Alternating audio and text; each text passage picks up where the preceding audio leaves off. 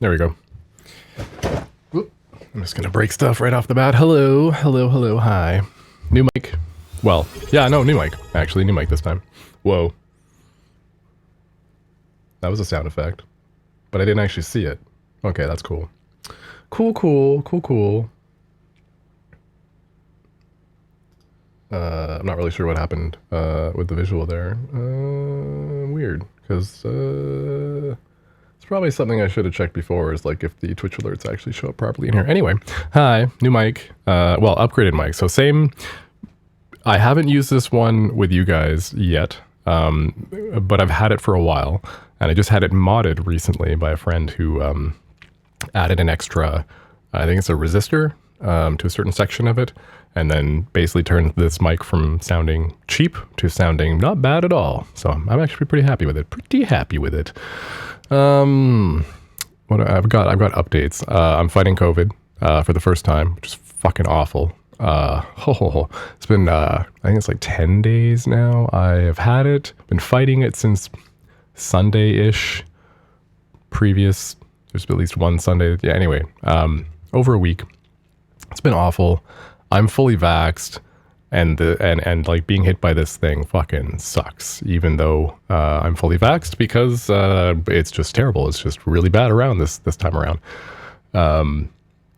It started off with like sore throat, mild fever that turned into a like severe fever. I was basically down for most of Tuesday and some of Wednesday in bed.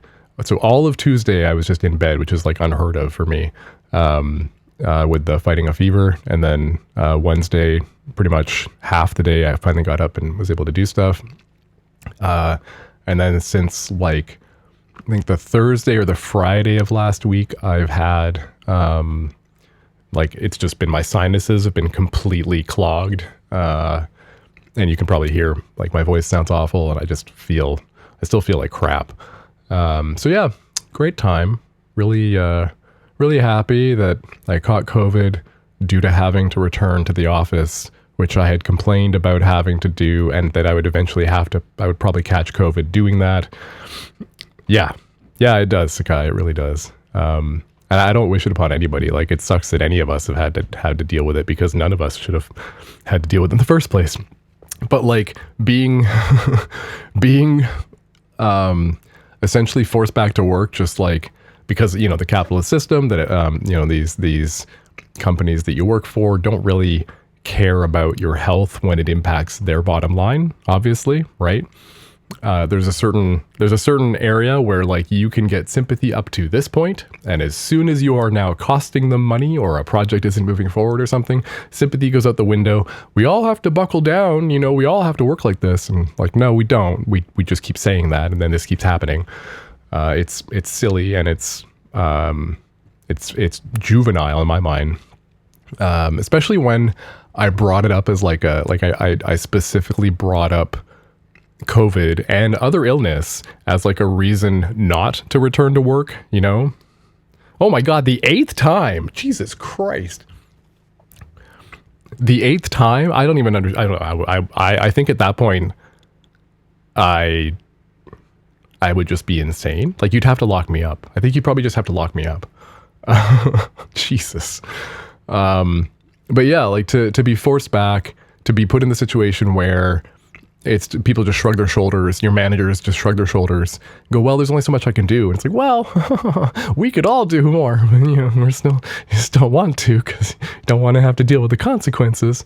And it's just frustrating, because like I had complained, I had said that we're not doing enough to offset illness in the office. You know, we're like, the COVID pandemic proved that my workplace could totally try and deal with it, because they did. We all, as soon as it became a thing, literally March of 2020, we all were sent home for like 2 years or something, you know, like some ridiculous amount of time. Mm-hmm. And it worked. We were all able to still producing the same thing. And get this, they would just keep rolling out, like company, corporate propaganda about how well we're doing during the pandemic while everybody's working from home. So they're saying like, oh my God, record, profits, blah, blah, blah, blah, blah, all this stuff. And then when it comes time to, that they just choose to actually bring you back because it's more profitable to have you, they're paying rent on offices. So you can't have, or rent or releases, you can't have an office that's empty for very long without you're paying an exorbitant amount. It's a big chunk of fees, or like of the costs of operating companies. Like if you had a piece of land where people have to work, people should be in the thing doing the work, I guess, right? Otherwise my money's going nowhere. But then it's just like, but then why are you investing in offices when obviously we can all work from home? And you proved that, and you kept telling us how amazing we were when we were working from home. And now you're like, well, I'd prefer if you guys were in the office because I think connection is what really matters. And now you're sneezing on me, and now I have COVID. And connection doesn't matter to me if I have COVID. I'm just calling out your hypocrisy of like, we've already been through this. You've admitted that it works, and we're just back to doing this again. Yeah, I mean, I figure Sakai says most of the time she got it because she worked with the public. I assume most people getting it frequently are getting it because you're interacting with the public all the time and because the public is gross. Because in general, people just still aren't paying any attention to this stuff anymore, right? It's too much going on. You've got work, you've got social stuff, you've got maybe your kids you're taking care of, you've got all this stuff. I can understand, but it's because as a society we've just kind of given up on even the messaging anymore, right? We've like, well, it's fine, we're out of a pandemic now, and the truth is we're not out of a pandemic now. That hasn't actually been declared at all. We're still in a pandemic, but socially we like to pretend that we've just kind of moved on and everything's cool, and that seems to work for a lot of folk. But when we still get COVID, we still get sick, and we wonder, oh, gee, I wish we could do something about that. Like, yeah, we fucking can. We just still choose not to. And it's so frustrating.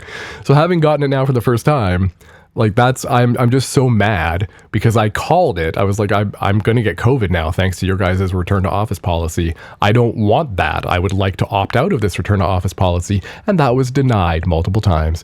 So thanks to that, I eventually did catch COVID, no matter how many, like I'm the only person in my office that masks like consistently, at least if the only person that I meet on a daily basis in my office who is I'm always masked in the building, anywhere in public. I'm always masked because it's an easy thing to do. If we all were doing it, we'd have a little bit less exposure to that kind of stuff. And it's one of the things that worked during the pandemic. And so me doing that, I count that as the reason why I didn't catch COVID for fucking almost 6 years. But the fact that I eventually did is because nobody's immune to it eventually. Like if you're exposed to it that much, even if you're vaxxed, even if you're social distancing, if I'm surrounded by people who are very sick with COVID or other stuff on the train on the way to work twice a day, I'm eventually probably going to catch it. And that sucks. Like, I'm just so frustrated that we've all been consistently put in that position over and over and over. And it's just been accepted as like, well, that's just how we have to operate. It's not. Ugh. This guy says, you know how I got it? My dad, oh yeah. And my stepmom went to a reunion and got it and brought it home. Oh my God, that's brutal. So like, you can't even count on your own family to like protect you, like, sorry, oh, now the whole house has it. Like, oh fuck, man. Like, it's so contagious and it's so dangerous still that like I just wish that we were taking it that much more seriously still enough to actually work on eradicating it. But instead, at least, I don't know if you've seen, like, I'm going to get political now. If you've seen the States, I mean, you probably have, it sounds like things are going to get more diseasey now. Like it's like, you all need some diseases. You don't have enough diseases because that's how you're catching the diseases, because you don't have enough diseases. And I feel like I just kind of want to stay away from everybody for the next like 4 to 6 years. I can't. Like, I don't know. I don't know how we're supposed to survive the next onslaught when like illness, diseases, whatever you want to, like whatever specific thing, their purpose is usually just for that thing to survive. But it also means that it will happily destroy you in the process of like surviving. So there's no like reasoning with disease. There's no hand waving away that, you know, that we're going to be fine. The science shows that the reason why we have vaccines is because some of these things are really fucking scary and deadly. And if we didn't have vaccines, then people would have to just die from them instead of us not dying from them. And some folks have just decided that that's too much, that those things existing is too much. And it's like, that's kind of weird, because the reason that you're even alive in this day and age is because of those things existing. There's a whole, you can like work the way back to find like, oh yeah, this relative definitely would have died. This relative would have died. Oh yeah, my whole ancestry probably wouldn't have been here after a certain point if they didn't actually adhere to these standards. It's fine. I mean, it's fine because people are just gonna slowly die off again. Apparently, that's going to be the solution. Is that the folks who pretend like like the viruses and diseases and stuff are not deadly and are definitely not contagious. They're just eventually going to catch something disgusting and probably regret it. And that's not good, but it might solve some of those. I'm not gonna. I don't want to go there. Anyway, I do have content tonight. I just wanted to give an update on the fact that I have COVID, and I'm fucking pissed about it. That's all, really. So, appreciate you being here. Let's see. I do have content. Let's see if I can get to my content. Okay, so I've been dredging up old hacker documentaries from like the late 90s, early 2000s, for some context, for some funsies context, I guess. I may or may not have brushed with various aspects of various scenes in the late 90s, early 2000s. As you can see, I'm older. I haven't shaved in like 2 weeks just because it's been so fucking brutal, and I feel so old when I don't shave because it's just like all of this. But I have some cool documentaries because it just reminds me of some nostalgia stuff and there's a little bit of I know some of these things for real because I've touched upon them enough that it's like reliving little bits of your history and stuff, right? So found some of that, especially I was specifically trying to, okay, so the reason I was even going down this rabbit hole to find these, yeah, I know, right? You can definitely, yeah, you can see it. The reason I was even going down this rabbit hole to find these, the documentary that I wanted, and I found a whole bunch, and we can watch one or two, I don't know, but the reason I went down this rabbit hole is because I remember,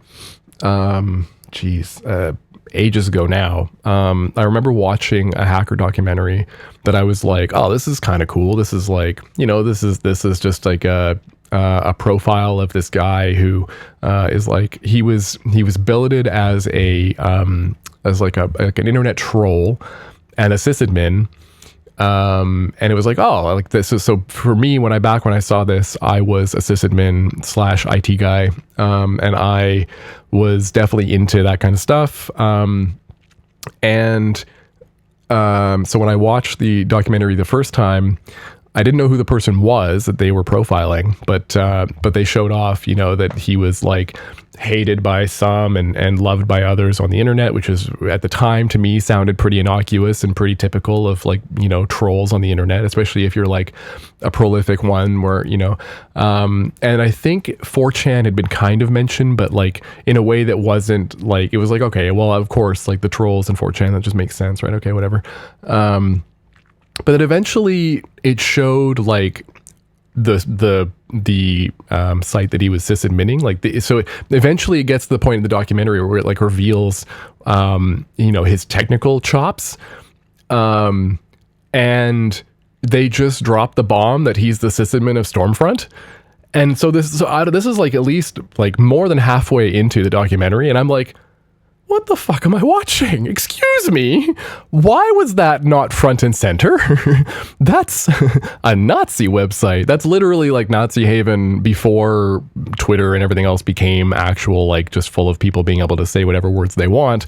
Stormfront was the place where white supremacists and Nazis actually like convened on the regular. It is called that because of the storm, and it is the storm front. You know, it's very much like coded and obvious white supremacy, Nazi ideology and everything. Like, it's not even stuff that I have to like pretend or like, oh, they're white. No, they're actual white supremacists. That's the whole point of the site existing. And it was a bastion for those people to congregate and have a place where they can like, you know, spout their very racist, very bigoted, very awful. It's just, yeah, it's like if you think of the worst of 4chan without the irony pilling, that was Stormfront. It was like on purpose, and they really, really like, you know, I mean, that's just a place where people like that could feel safe and say whatever they wanted. And there's no repercussions because obviously it was like a free speech haven and all that kind of stuff too, right?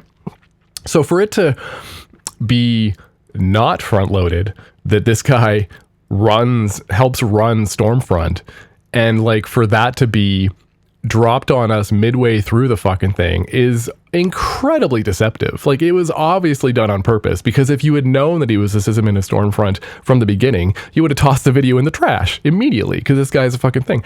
And now, so what I was trying to find that documentary, because I have no idea where that documentary is now, but I wanted to find it and like prove, if I remembered correctly, that that's how it was let in, because that's how I remember being introduced to it. Is like, I thought it was just this cool hacker guy, just a profile of another cool hacker guy in the 90s, and then it turns out, no, actually he's a fucking Nazi, he's an anti-Semite, he's very, and like, you don't even learn about that until the end of the video either. Then he says some stuff where it's like, oh, bro, you're actually like a real fucking neo-Nazi. Like, holy shit. Like, but again, that's all at the end. So you don't know that until the end of the fucking video. And I'm just like, what the fuck? So I have no idea. I still haven't been able to find that specific one. I don't know. I'm assuming it's out there somewhere, because it was mainstream enough. It was, because I was big into like 2600 and that kind of stuff. And like, it was part of those circles. I don't know where it is now. And I don't really want to watch the whole thing. I just wanted to confirm those suspicions. But on the way, I found some other cool stuff.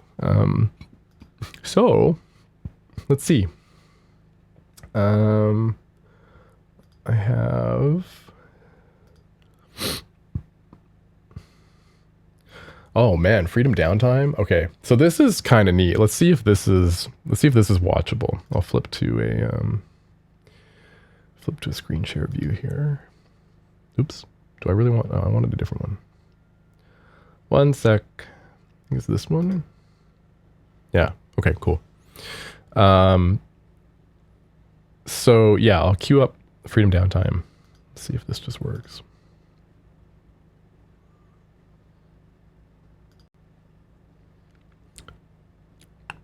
Do I have audio? Oh, I do have audio. Okay, cool. Okay, so context. This is like a documentary put together by the 2600 people, which was like a hacking magazine collective, whatever, from the 90s. Maybe even the late 80s, until I think they're still publishing. As far as I know, I think 2600 might still be publishing. I'll have to check on that. But I have a few random, I have a few random ones around here that just, these are newer as well, because I had dropped out for a long time. Like, I hadn't been buying them for a while, because when they went more mainstream, the content got very boring, I guess, compared to what it used to be, because the content used to be stuff that, like, if you realized that it was in a little magazine that you could buy in a bookstore, you'd probably get raided, because a lot of it, there was tons of cool instructions on how to do very illegal things, and then you had the letters section, which was full of often letters to back and forth from prison inmates, telling you how to further break into systems that they've identified and that they're in prison for breaking into in the first place. But they'll just, like, in the letter section, publish a whole schematic for how to do the exact crime they did, and then like, that's just in the magazine, right? So anyway, 2600 is kind of an amazing like thing that exists. And this is a documentary that they put together. I think this is back when Kevin Mitnick might have still been in prison, or maybe it was just when he was getting out. I'm trying to remember. It was very much tied to that sort of stuff at the time. So let's just see what we got. Not what the government's saying, but the facts, and not simply parrot or regurgitate what the government is saying, because that's largely bullshit. 1994. Winter. I don't remember would have been it ever 9. being so cold. And we were on a mission. A bunch of us had volunteered to drive our good friend to his new home, the Schuylkill Federal Prison, in the middle of Pennsylvania. He called himself Fiber Optic, and you'd have to look pretty hard to find someone who didn't think he was brilliant. Before we left, we had one night of fun on the streets of Philadelphia in the middle of an ice storm. Fiber learned by exploring, and was never too busy to explain how something worked to anyone who was interested. I think that's what must have pissed off the authorities more than anything. You see, they never even tried to prove that Fiber Optic hacked into any computers. They got him for conspiracy, for talking to people on a tapped phone line about how to hack certain sites. There were people who actually broke into systems. Okay. Sky, I just wanted to thank you for the 6 months, by the way. I finally saw the notification, so thanks. Thanks for another 6 months at Tier 1. You're a gem. Always appreciate you. And really fucked things up, and they never even got arrested. The feds didn't care. They wanted to shut down the teachers, the people who didn't know to keep secrets. There's Bernie S. He's another one of those guys who loves to explain how technology works to anyone who's interested. He didn't know it, but hell was just around the corner waiting for him. This is so wild to go back into this because I used to listen to 2600 Radio as well, which was like their kind of, they did a radio show for a while on one of the, there was I forget which station, but they used to do a radio show on one of the stations, and there was a significant number of these names that would call in and talk about stuff. And Bernie S is one of those names. I'm like, oh my God, I know this guy's voice. That's wild. We made one last stop before we dropped Fiber off. It was a town called Frackville, which we thought was funny because there was a hacker newsletter called Frack. We thought it would make a good picture for the rest of the hacker community. P-H-R-A-C-K. Had the balls to get a Frackville cop to pose with Fiber. These guys had no clue what was going on, but they quickly got into the spirit. Cops being cops, It was the last time we laughed that night. We drove to the prison. It felt like it was 20 degrees below zero. We didn't know they'd throw him in the hole for the entire weekend, some kind of prison welcoming ceremony. And, like the gullible idiots we were, we figured we'd have a chance to say goodbye. We didn't. They grabbed him. It's so sad. And we had to run out of there to keep them from taking our camera.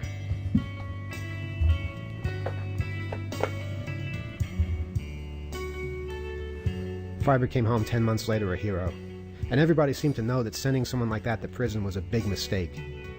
After it was over, we were pretty sure it wouldn't happen again.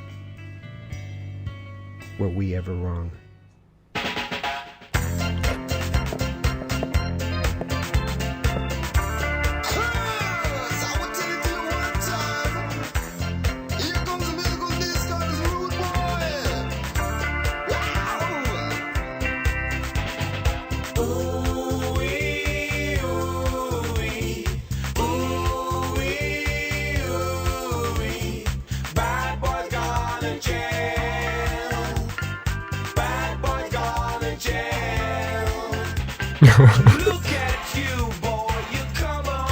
Just telemetting directly into military stuff. No big deal. No big deal at all. Sure, that's fine. That's not going to get anybody in trouble.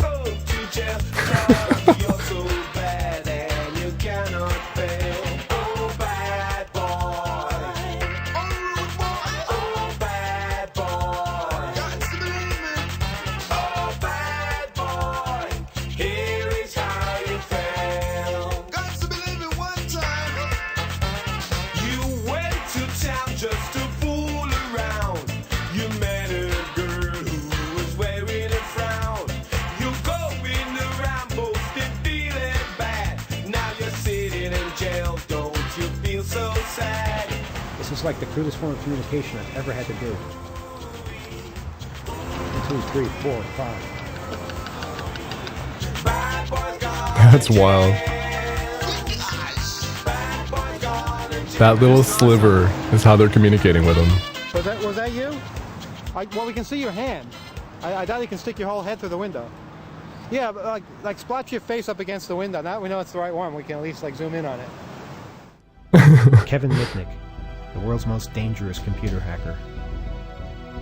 What I regret about Cyberpunk is talking about Kevin and how he was always eating. And the Kevin Mitnick stuff was just like so overblown. Like, yeah, obviously, you know, he dialed into some stuff and then he was on the run for a while. But like, they charged him with basically being able to like nuke the world if he came within like, you know, a few feet of a computer. That's the kind of power that they put on him, that they put out in the world, and the media and everything is like they blew it up to make this guy seem like he was some sort of like supervillain. And nobody, I mean, there's nobody that's like that when it comes to hack. I mean, yeah, obviously you can do a lot, but to just like, you know, to be able to step next to some, you know, some computer exhibit in like Radio Shack and be able to access, you know, government, military, nuclear installations from there or something. It's just, it's absurd. It's just, it's fantasy. It's Hollywood, right? But that's what they charged him with.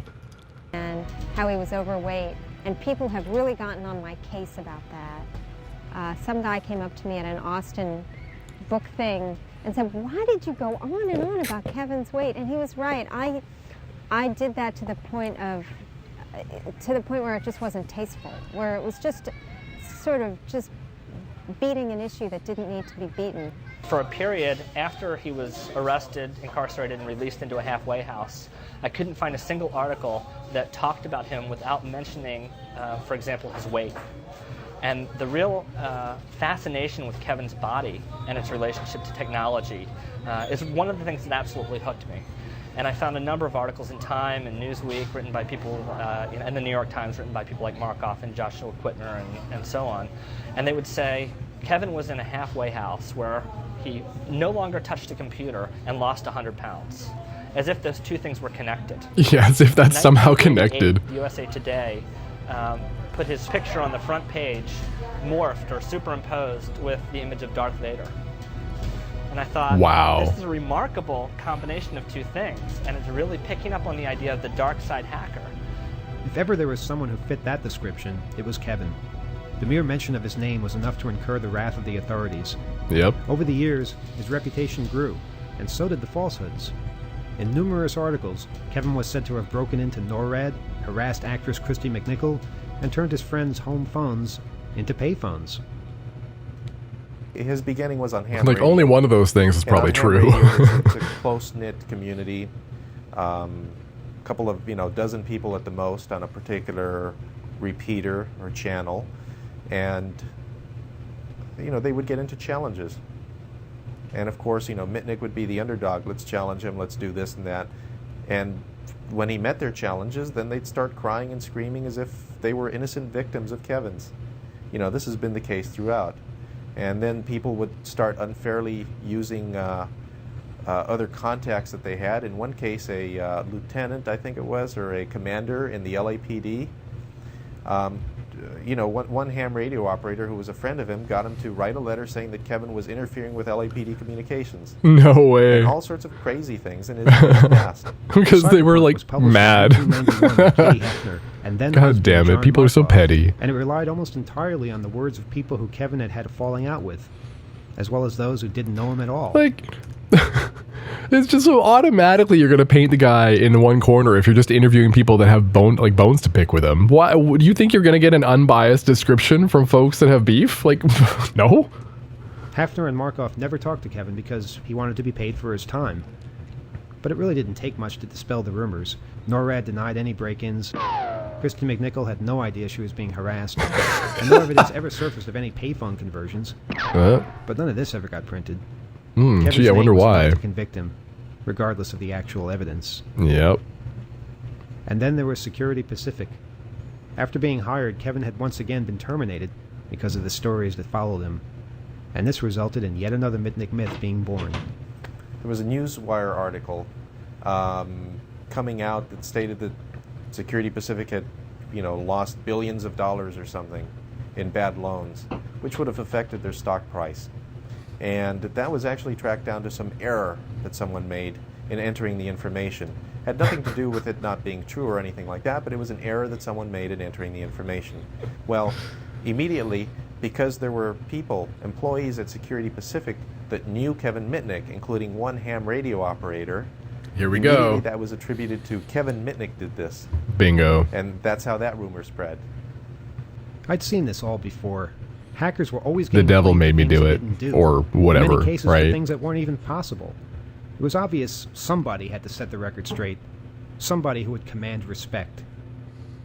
Hackers break into government and business computers. Oh my God. Stealing and Oh my destroying God. This information, is raiding so bank funny. accounts, running up credit card charges, extorting money by threats to unleash computer viruses. Whoa, hold on a second. Who's this guy reading? The Weekly World News? Yeah, what the Hackers hell? don't steal and extort, they play with all kinds of things. Like those simplex locks in the FedEx boxes. In typical corporate brain power, FedEx uses the same combination on every drop box in the country. It's always fun to stick something really big in there. It couldn't possibly fit in the chute just to fuck with the guy. He's like, wait, what? Got some cheap beer out of it too. If you go somewhere you're not supposed to be and bring something back to show people, that always struck me as being I love that. panty raid.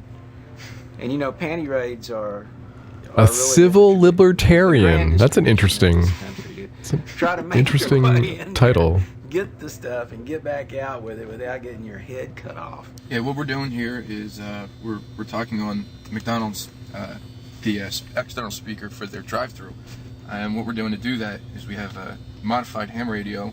Modified meaning it transmits on frequencies other than the ones it was intended to transmit on. In this case, it's the standard business band frequencies.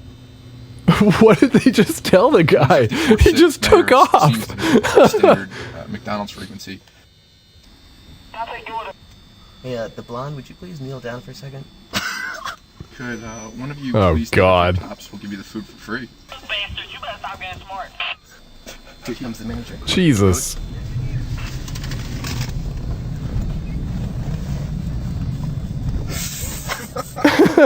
While corporate America would always Okay, complain so they're about also hackers, kinda it was gross mostly and about skeezy. funding Ugh. exploration, not damage or profit. But try telling that to corporate America. Kevin Mitnick had already paid a heavy price for his curiosity. He had served a year and a half in 1988 for logging into DEC computers without authorization. By simply looking at the VMS operating system, DEC claimed he caused millions of dollars in damage, and he was sentenced as if he had caused that amount of physical damage. He was also held without bail, and they put him in solitary confinement for 8 months because they thought he could do even more damage from the prison payphone.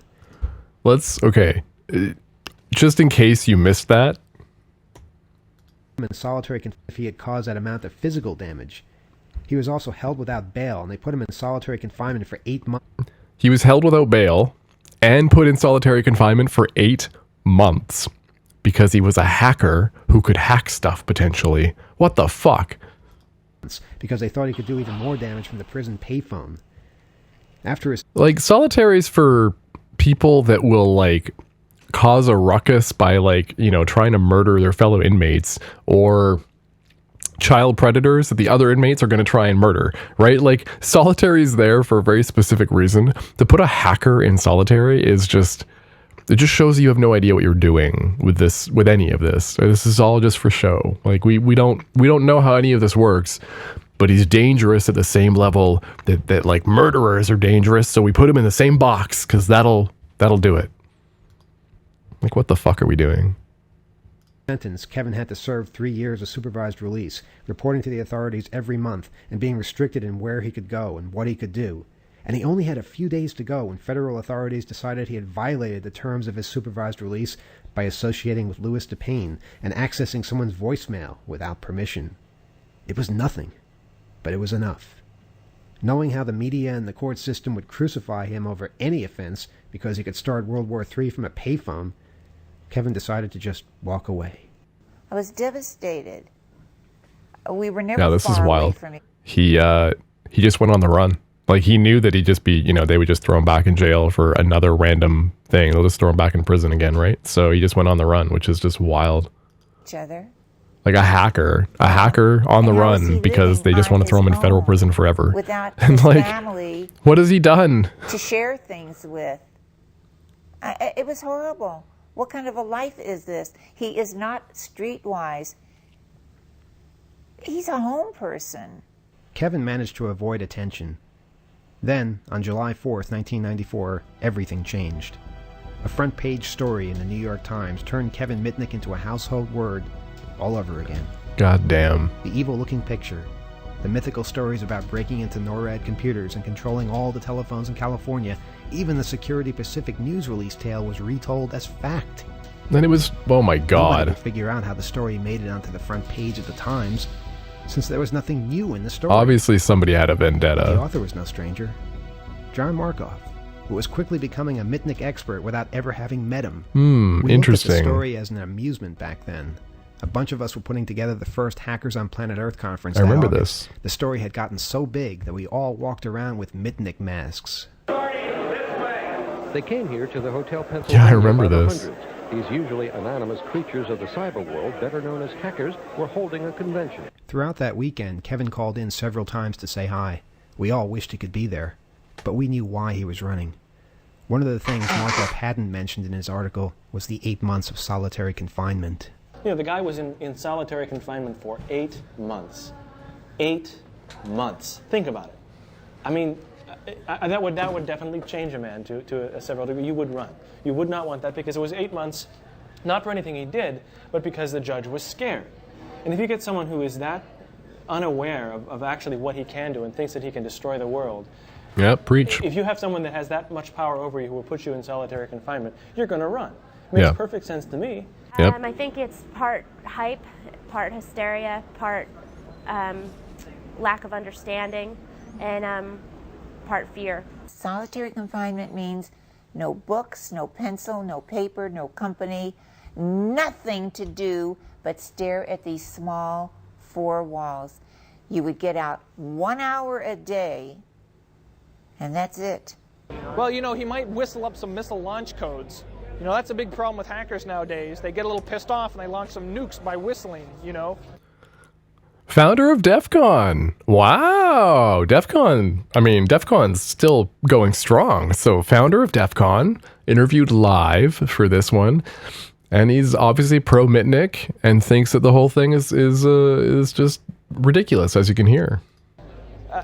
The fear factor is just insane. Once or twice, or maybe more, I can't even remember. Awesome. But they didn't even bring him down to the visitor's room. They took my daughter and I upstairs to a floor that wasn't occupied at that time. We were the only ones there and the guard. They were hovering over him as though he was an absolute monster. What could he possibly do? You know? Could he make a computer out of the telephone? Or, I don't know what they were afraid of. First of all, he had no desire to. Secondly, it wouldn't have accomplished anything. Thirdly, he couldn't do it. Kevin managed to elude the authorities You can hear into the next year. she's Then, so on February 15th, passionately 1995, emotional they about it, found right? him And you can in understand Raleigh, why. North It's absurd. Somebody was locked up because somebody was scared. The judge was afraid of what computer hackers could potentially do. Where he was arrested this week. He's accused of breaking into corporate computers nationwide. Private computer experts say so many other hackers are at work that privacy is virtually impossible. The FBI had managed to track Kevin with the help of a mysterious computer expert, Tsutomu Shimamura, who, along with some friends, had managed to track Kevin's cellular phone signal to the apartment he was staying in. One of Shimamura's friends who was there while the cellular signal was being traced was none other than John Markoff. No way. An even bigger front-page story this time. Sure enough, I opened the door the next day to the hotel room, and there was the Times outside the door, and I picked it up, and I just thought, oh my God. This article had a whole new list of things that Kevin had supposedly done, including breaking into Shimamura's ultra-secure computer, leaving nasty voicemail messages, and stealing 20,000 credit card numbers, something that was mentioned in the first paragraph on the front page. But 13 paragraphs later on page D17, none of these are true. He had never used any of them. In fact, this was a list of credit card numbers that had been left lying around by internet service provider Netcom for almost a year. Netcom credit card file. Everybody had that file. If you didn't have that file, you were a loser. I mean, hundreds and hundreds of people had that. They swapped it around like, bubble gum or something. And then they claim that he's the one that did it and he's the one that had it. So that's a really common thing, is like trophies. They're not often when it comes to, and now obviously there's more, I think there's more money in the game nowadays, but if you're still just one of the folks that enjoys poking around in computers for the heck of it, then trophies are a big thing, and swapping trophies with your friends is a big thing because you just want to be able to show that you got access to a thing, right? Nobody cares what the thing is, but getting access to it is the, that's the sweetness. That's what you can actually show off as like, yeah, I fucking broke in there. Here's proof. And like, wow, that's so cool. Oh yeah, well, I broke into this place. Here's my proof, right? And it's just bravado. People just want to be able to show that, brag. They want to be able to show that they did a thing, that they broke into a system, and then like, show their friends the proof.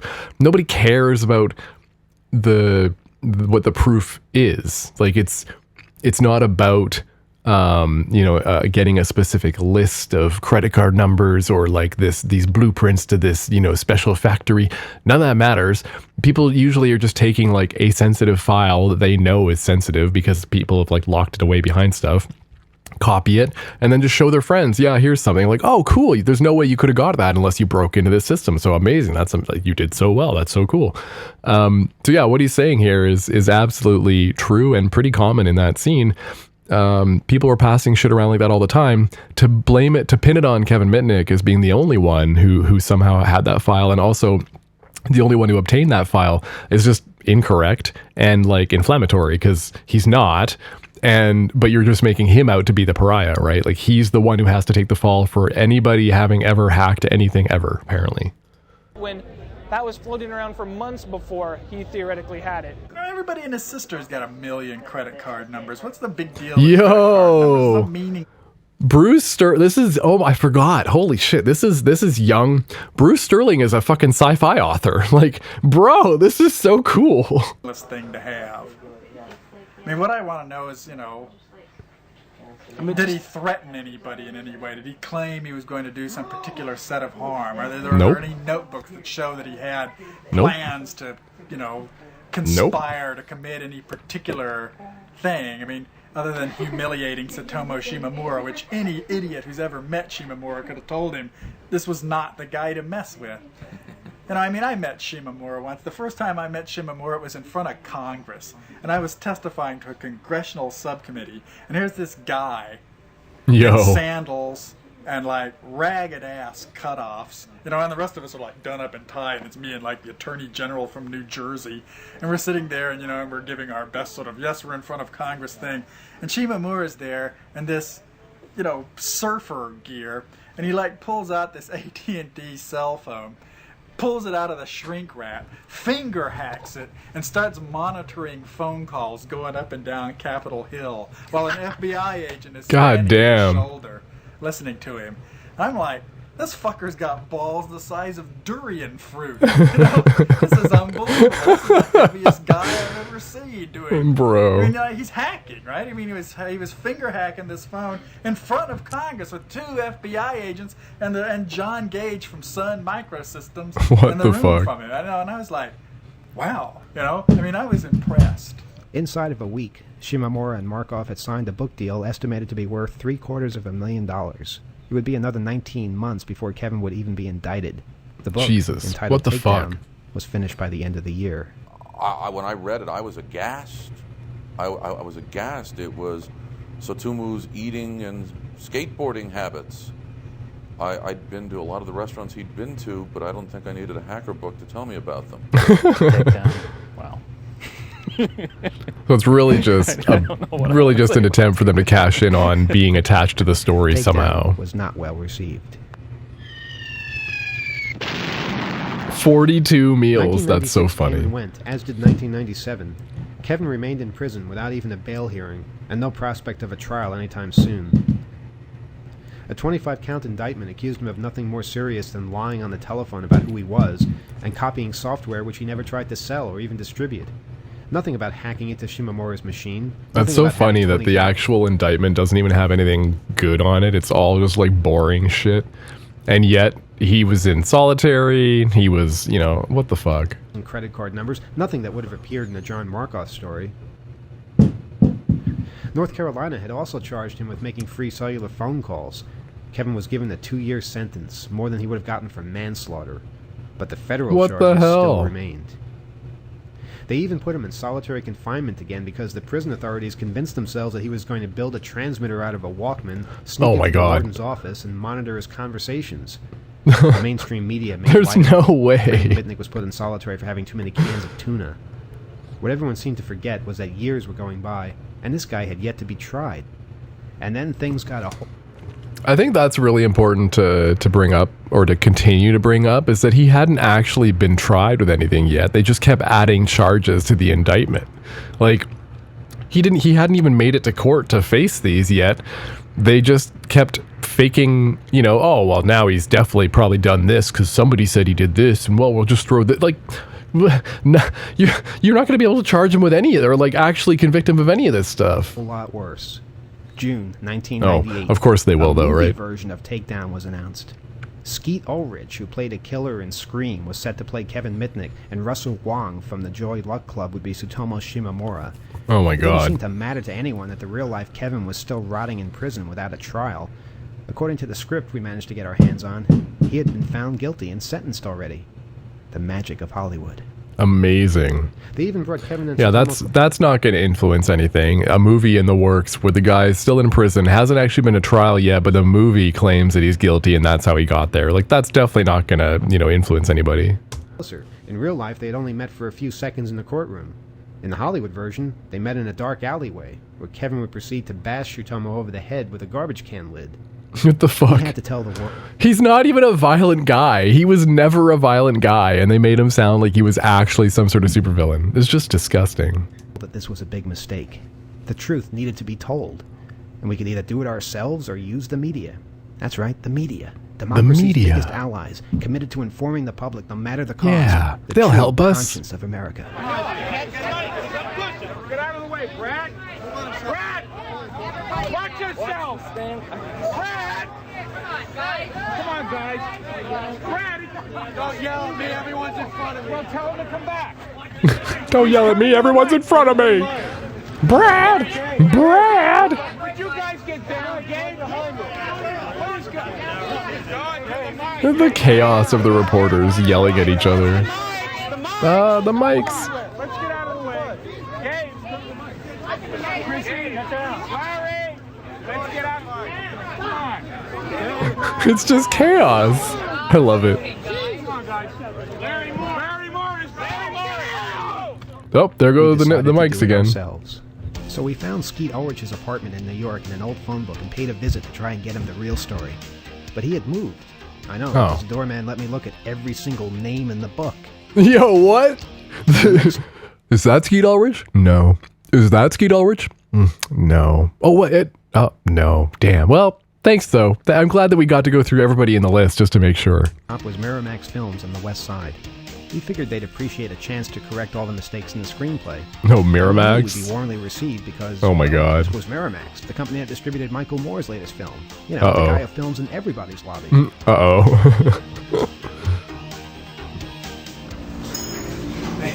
Hi, we're here for Miramax.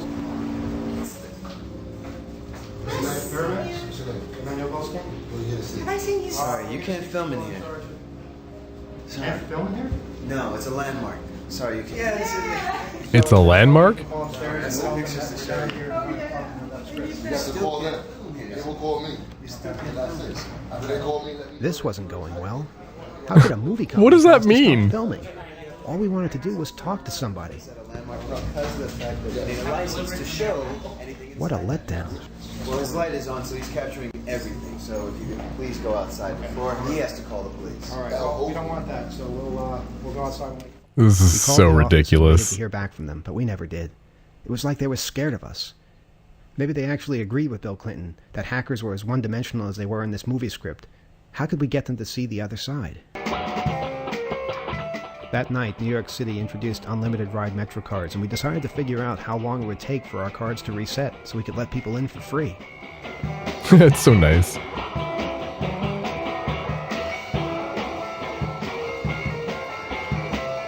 Amazing. Community service when you're just sliding people in for free. Why didn't they see this? Why did it always have to be something evil to the people who didn't Look, get he's it? like, oh, cool. So yeah, then you do this, then boom, you're in. We had only one option. Okay, for Off the Hook, I recently love that. heard the show. The hackers and the punks coming together. Takedown. I found it to be really amusing how the scriptwriters can take the truth and not twist it or fabricate it. Ah, okay. Off the Hook. That's the name of the radio show. Off the Hook. That's what I was like. It wasn't 2600 Radio. I was like, what was the name of the show? Off the Hook. That's the show. But just plain lie about what happened. I've heard about Kevin's story, and thanks to Off the Hook, I heard about this meeting, and I decided to come and see what I can do to help. It wasn't from me, it was from somebody else, but I knew exactly who it was. Is there a good catchiness? Oh, yeah. From Supermax to Miramax. 3.5 years with no trial. And then you can make another one from Miramax to Supermax. And no trial.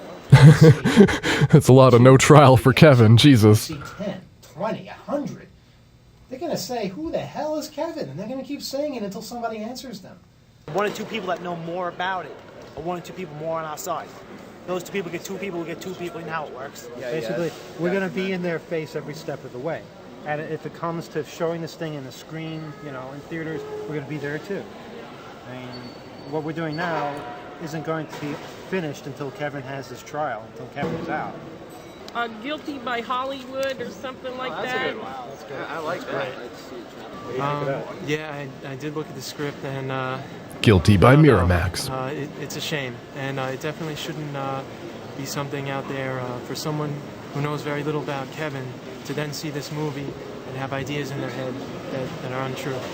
Right?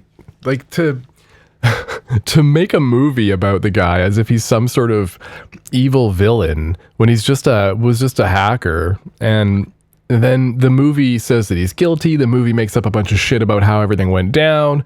None of it's, I mean, the book wasn't even good. The movie's not even real. Like, it's all just, it's absurd because what did this guy even do that they're making all this fucking publicity out of? And that, you know, it's like these fucking poor ragtag groups of hackers have to come out and like, you know, actually hold the banner and actually put the truth out there that like, what did this guy even do? You guys can't even show what this guy did. He doesn't have a trial yet. He's still in prison without a trial. I had tried talking to them and they wouldn't listen. Now by having a demonstration outside their offices, they would have to listen. But we were a bunch of hackers. What did we know about demonstrations? Just that they can turn into riots, especially when the mayor was banning demonstrations outside City Hall and the cops were shooting people a whole lot more. We needed guidance. Sounds familiar. Someone with experience.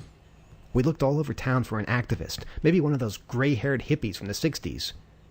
We found one. Sort of. We found, sort of.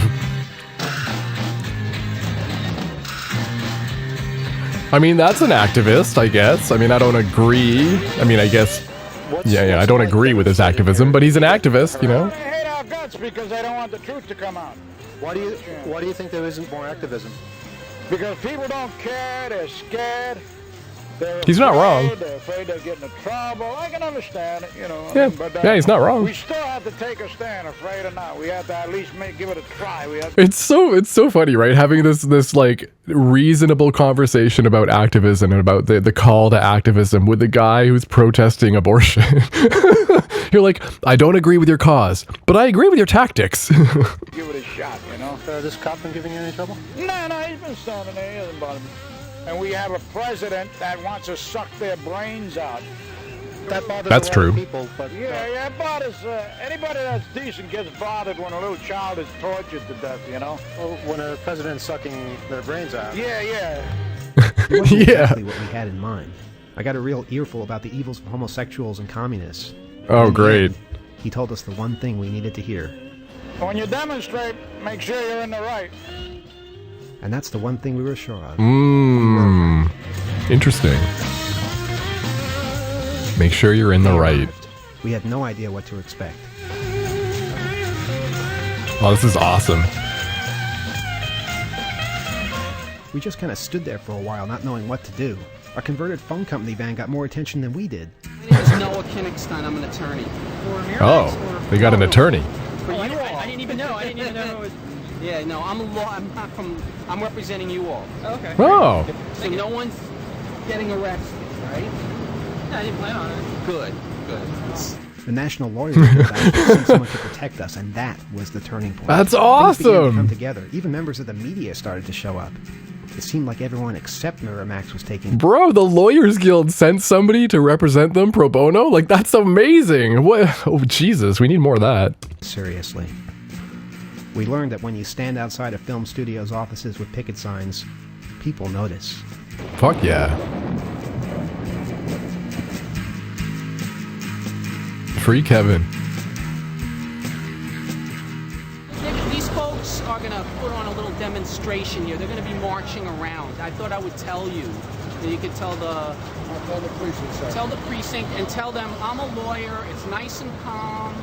No problems at all. But they're going to have a little and they're going to be marching around. So if you want to have, I'll have that. I want to just tell you that. I appreciate that very much. All right. Can you tell me approximately, sir, how many? I would say there's going to be maybe 50 people, Patty. 50 to 60, maximum 50. Maximum 50. 60 people?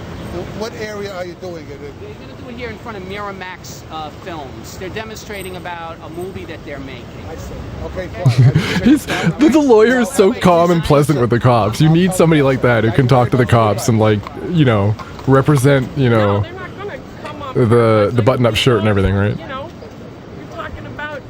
you're talking about suits. They don't give a fuck. You gotta go hand it to them. Don't harass the people that walk by. Some people have crises going on in their lives. They can't be bothered with our problems. Y'all have a permit?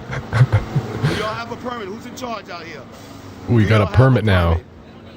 All right, as long as you don't block in front of the entrance, you stay to the side, please. Thank you. Yeah, sure, I guess. They can walk in front. The cops have been notified. As long as you don't block the entrance for the people to come in, I don't have no problem. Don't block the entrance. Don't block the entrance. That's all I'm saying. It's ringing. All right. I got put in voicemail. I guess I got too many calls. It just went straight to voicemail. God damn it. Hi, this Like, is a protest outside. I understand at some point you have to do your job, but you don't have to do your job well. You can, like, forget to find your way down there to them. You know, there's lots of what's it called? Malicious compliance. It's really easy to take a bathroom break right when you're supposed to go tell the protesters, you know, off. You just I forgot. Sorry guys. I gotta hit the can again. You know how it is. Yep. I guess they'll just be out there for a little longer. Sorry. Are you guys there? If you get this, come outside. We're right down here. I see someone. All right. Well, maybe you'll pick up the phone or come downstairs later. So were you calling like the publicity department or something? No, I just called the main number. I got a hold of them yesterday. Oh, really? And I asked for directions to the protest. I love that. Get me from where I was at to here. And I said, okay, well, I'll call you back tomorrow when I'm out front. I see him. They broke out. And he's here. They're not answering the phones now. Waving Yeah, banners weird. that said "Free Kevin" and holding "Stop Miramax" posters, the small but vocal crowd of protesters stood outside. Probably Miramax helped if they Pictures' spelled New York Miramax offices correctly. I think it's Miramax, but it's fine. This script entitled "Takedown." It's not my the story of protest. the nation's Although- most notorious computer hacker, Kevin Mitnick. Mitnick is currently being held in prison without bail, awaiting trial on computer crimes. It's a script these Kevin Mitnick supporters say is libelous and would hurt Mitnick's chances of getting a fair trial. It might influence the jury. It might change a lot of things in a negative way. I mean, he's trying so hard to get it, to at least get a trial, and then this comes up where he's constantly being defamed. You never know who you might see when you're standing outside the office of a film studio. Kevin Bacon. Famous person? Whatsoever. Kevin Bacon? The radio personality Laszlo did. With the proliferation of TV news journalism like Primetime Live and these shows that completely distort the facts, and shows like 60 Minutes being forced to, go in the same direction. People don't know the facts about the case. They don't know the facts about hackers. I say that hackers are the communists of the 1990s. I mean, we're basically. I was pretty sure there was still communists in the 1990s. Nobody actually understands any of it. So, what I do at my part on the radio, with my syndicated show is try to get people to open their brains, because I talk to a lot of old people out there because I'm on a lot of news talk stations. So when I can, I put Manuel or Bernie S. or anybody else on there to talk about the state Hell yeah. and what's going on, because nobody else is going to cover it. And the people that do cover it in the mainstream media are going to cover it for profit, like the guy that wrote the book. The demonstrators here say they have He sent a nails copy it. of this illicitly obtained script of the movie to Kevin Mitnick in jail, and that he absolutely hates it. Miramax's parent. Of course it completely distorts him. It makes him look like he's some sort of supervillain that like has magic powers and is also like violent. And none of those things are true. Of course he hates it. What the fuck? The controversy comes on the heels of the dumping of $43 million in Disney stock by the Texas Board of Education. The board's complaint that Miramax films have too much sex and violence. Yeah, close enough, sure. Yeah, Miramax, yeah. Miramax distorts the Is that facts. Harvey Weinstein, president of Miramax? Yo! He walked right by us and didn't even get a Stop Miramax brochure. Isn't that guy in jail Of course now? we had a brochure Or did for he? Harvey. No, didn't he die in prison? For all the sexual abuse and all the other stuff. Yeah. There she is. That's the one who answered the phone. She hung up on me yesterday. I got through. Nice. Yeah, they waved. Did you see him wave? They waved. They said you have to you use a bullhorn to disrupt people's walkways. You have to have a permit. Or they'll come over. I'm gonna have to call the cops. Thoughts? Well, I think that 3 years is a long time to be held without actually having a trial. Hell yeah. I think that what Miramax is doing is going to jeopardize his right to have a free and honest trial. Yeah, of course it is. So that's why I'm out here protesting. Good. Based. Thank you. I mean, it's profits over everything, right? Of the thing in front of their building in New York City. I mean, they were talking about it on the set. They asked me about it. They said, did you talk to Emmanuel? That's great.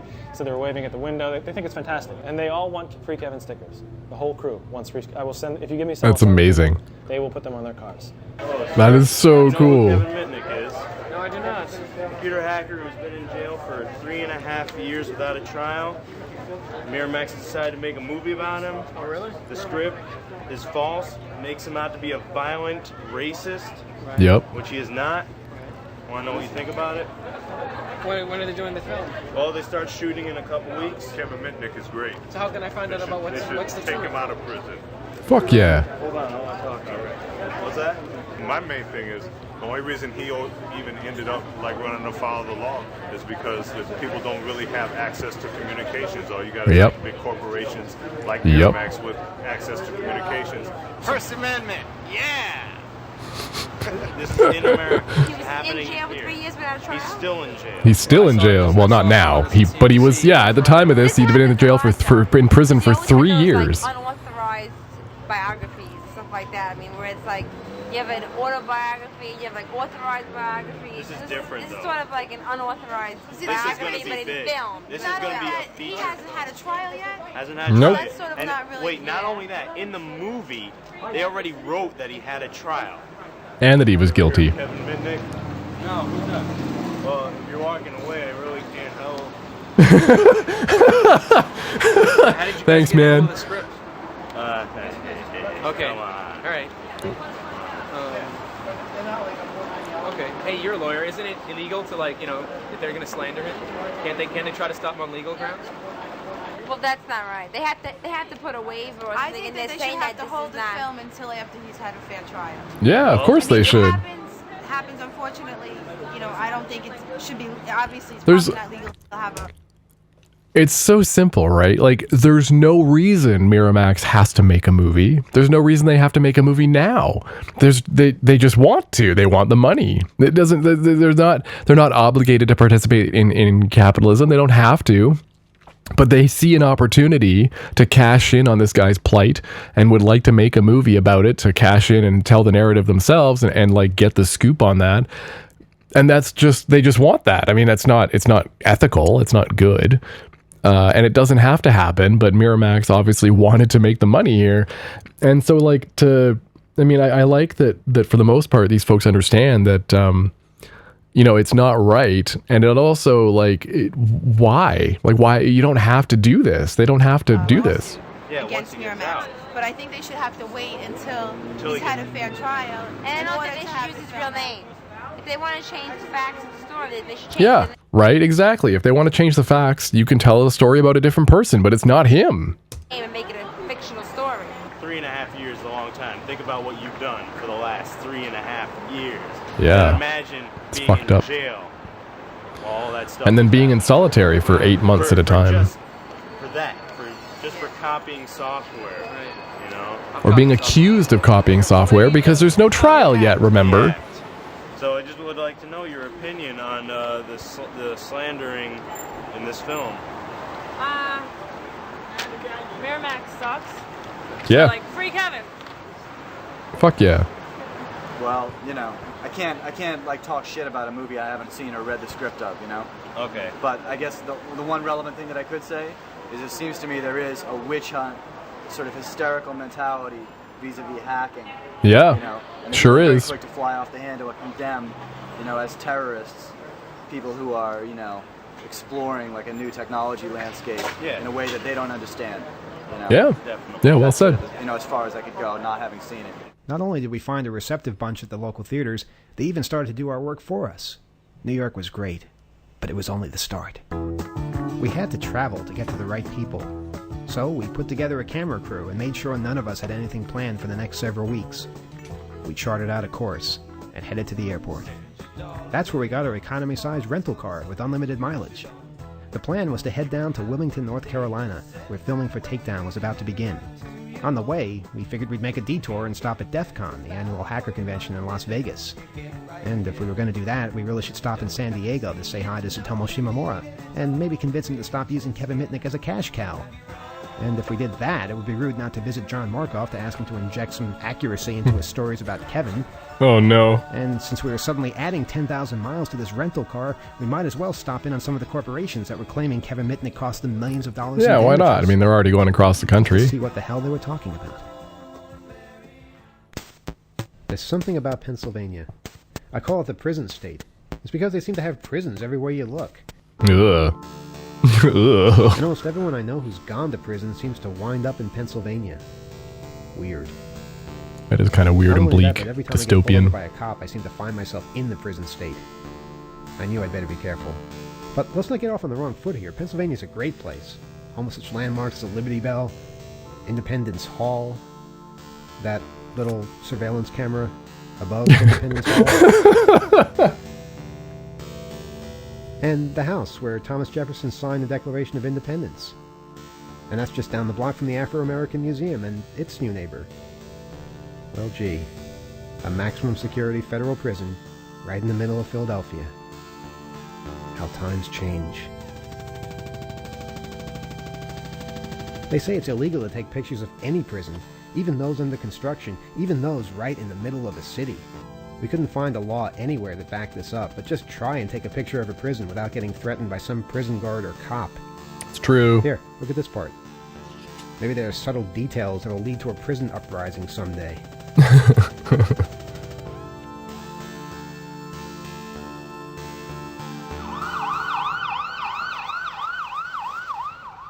I think fully half of the people in federal prison, if not more, shouldn't be there. It's not violent criminals. You know, drug crimes, somebody gets a mandatory 10 years for selling $800 worth of LSD. That's not right either. I mean, that's the way the federal system works. It's just not right. I know the state of California has more prisoners than South Africa. Incarceration is a big business. I think that's part of the reason. There is less and less tolerance on the part of the public for people who transgress the rules. We have a huge prison population, and this gets into other questions.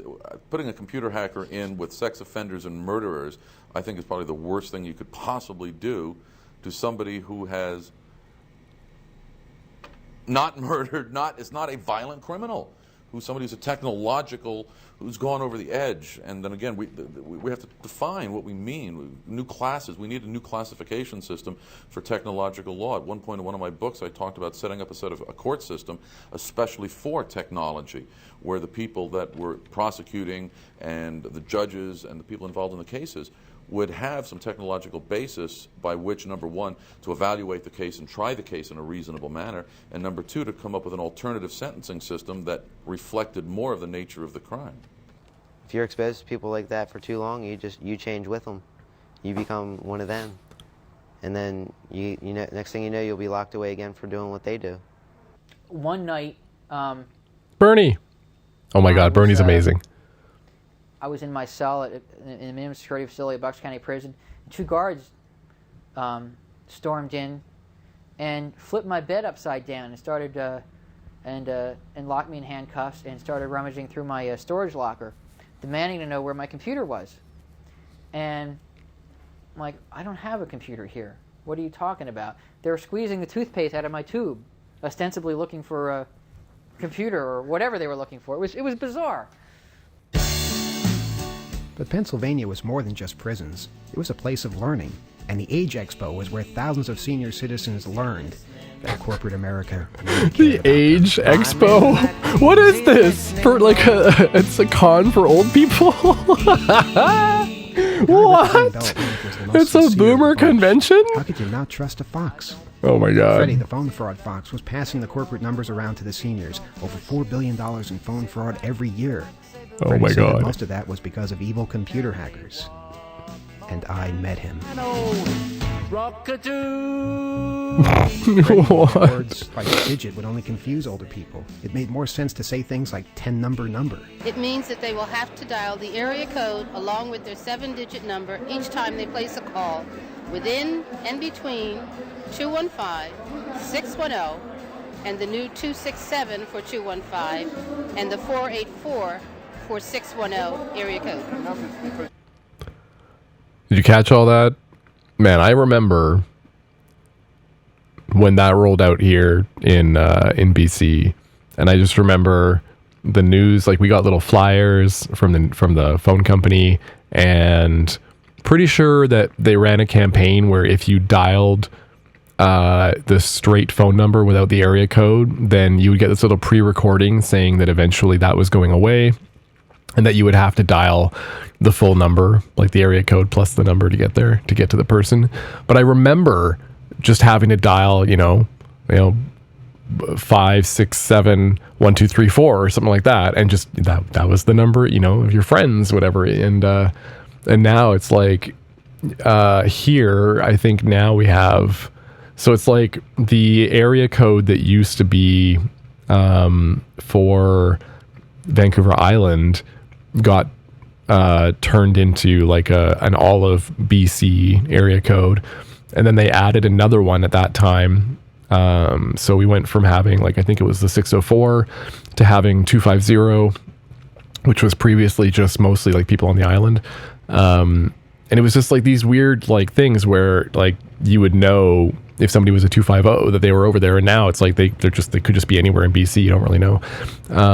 So 250 and the 778 was introduced right when the number split happened, and then they just recently added like 236 as an area code, I think. So there's like 4 or 5 area codes in BC. It's just wild. It's just silly. Give them out in blocks of 10,000, and people that get these blocks of 10,000 end up using 300 numbers, and all the others are tied up, wasted. Easy listening. Never mind the world outside. Oh my God. Easy listening. Oh my God. This is so. Easy listening. Forget the loony on the loose. Easy listening. I want this part to end anytime now. Please get away from the Age Expo. Please finish aging. We went It's too many numbers. I know, so guys, too many numbers. to a familiar place. Everything was just as we left it, only it was about 90 degrees warmer. But you could still feel the chill after 4.5 years. Jesus. It was kind of surprising how nobody tried to stop us from filming, so we filmed everything. The medium security facility, the minimum security prison camp, the sign that lets minimum security prisoners know when they've escaped, And Unicorn, the local slave labor office, where The prisoners sign make when you're like, furniture for whoop. the government for pennies a day. Now I'm on the lam. And we almost made it out. Oh, and then they got pulled over. Ah, there it It was is. the first time we had ever gotten pulled over by prison cops. Oh, prison cops. Uh-oh. And how could we not drop in on our friends at CERT, the Computer Emergency Response Team? These are the guys who tell the world when there's a threat. I couldn't get into CERT. They'd back us up and tell the world that Kevin Mitnick posed no threat at all to NORAD, Christy McNichol, or the American way of life. No, they're a bit too We thought computer corporate. people worked odd hours, but these guys apparently took Saturdays off. So we asked the security guard to come down and let us leave a pamphlet or two. There must be something that gets triggered whenever you say Kevin Mitnick's name. We were only The far too many cops. cops in so brief a period of time. Oh my At least God. Pennsylvania was living up to its name. What the fuck? We explained why we were there, but wound up getting the message we expected. You're not welcome. In the event, that you should maybe happen to come again, if you are not welcome, and I find out that you are not welcome, you will be exactly where Kevin is. And then you'd be defeating your purpose. Well, I'm here to do the job, and my job is right now is to get us out of here. Get you out of here. All right, well, I understand so that. I know a lot of people is in prison that probably shouldn't be there. Yeah. You know, but that's our judicial system. Oh, I just want to fucking... Did you hear? You hear the hypocrisy coming from the policeman? Do you hear the fucking cop brain that says that he has to do this and uphold the system, but the system's broken? Oh, but he has to keep doing it? Do you hear how fucking stupid that sounds coming out of his mouth? Gee, I wonder why. Fucking hell. You know what I mean? That's what's in place. Sometimes it works and sometimes it don't. And believe me, I've seen it not work in the favor of my people many, many times. Oh, you've seen it now. You've seen this happen many times, and then you choose to continue to uphold the state violence. Why would you do that? Oh, it's because you're fucking stupid. That's why, isn't it? Parlay the rest of this. Like, you don't actually care about that. You wouldn't be a cop if you cared about that. If you would expedite your leaving. We'll get out of here. We'll head for the border right away. Okay. Jesus, it's so fucking terrible. Like, for the guy to try and pull that card as if that gains sympathy when he's the policeman doing the upholding of the state enforcement violence and all this. Like, what the fuck, man? To say, like, oh, I've seen so many people in prison who shouldn't be there, and it's just a broken justice system that you're upholding. You're the policeman. You're the person doing the thing, man. Just fuck off. Or just don't be a cop anymore. Like, Jesus. Okay, gentleman's been given a standard warning. I'll give you his name and stuff.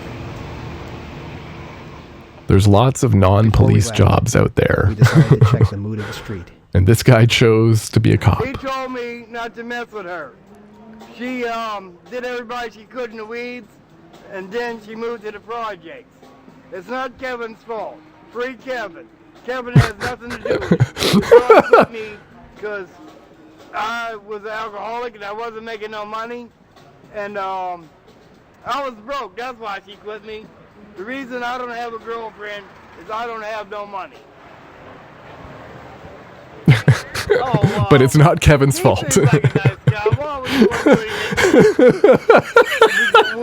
think his girlfriend was with him? It was time to go. Aww. But it's whatever happened, it's not Kevin's fault. Uh-oh. What happened to my audio? One sec. Oh. Using people at the mall. Weird. Or It's just like exploring all the time. a little gap of audio there for a sec. The broad quit me because I don't have no money. Seems like his girlfriend. Oh yeah, right here. Okay, weird. I don't remember it cutting out for whatever. Making backing track for the movie while it figures out where its audio went. Look, they're on the road. Malfunction Junction. Southwestern Bell Telephone. All right. Are we almost there? There we go. With Kevin Mitnick We're locked back. away, the phone companies of the world felt safe from any possible intruders, but the fact remained, lots of people were exploring all the time, online and off. Allied Signal Aerospace, Warstrand TCS up there, Informix, Southwestern Bell Mobile System. You're scaring me. It's like this flat area where there's like no trees or anything, just industry. Yep. Yeah. It's kind of gross and sad. The state that created Hanson. Oh no. People Mbop. kept telling us our sound guy looked like one of the Hanson brothers. And since we happened to be Oh, going to kinda. their hometown of Tulsa, we figured we'd go to one of Tulsa's bustling malls and turn the Free Kevin campaign into a Hanson campaign. We could use the publicity, and if we could confuse some Tulsans in the process, all the better. That sure wasn't hard Oh to my do. god, it's the Mbop guy. Oh, I said the audio costs extra. Okay, I didn't realize I had to pay for the missing pieces.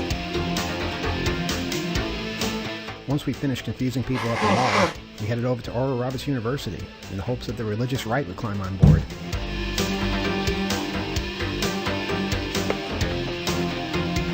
When the vice president of the university, a former federal agent, came down the stairs with a golf club, we took the hint.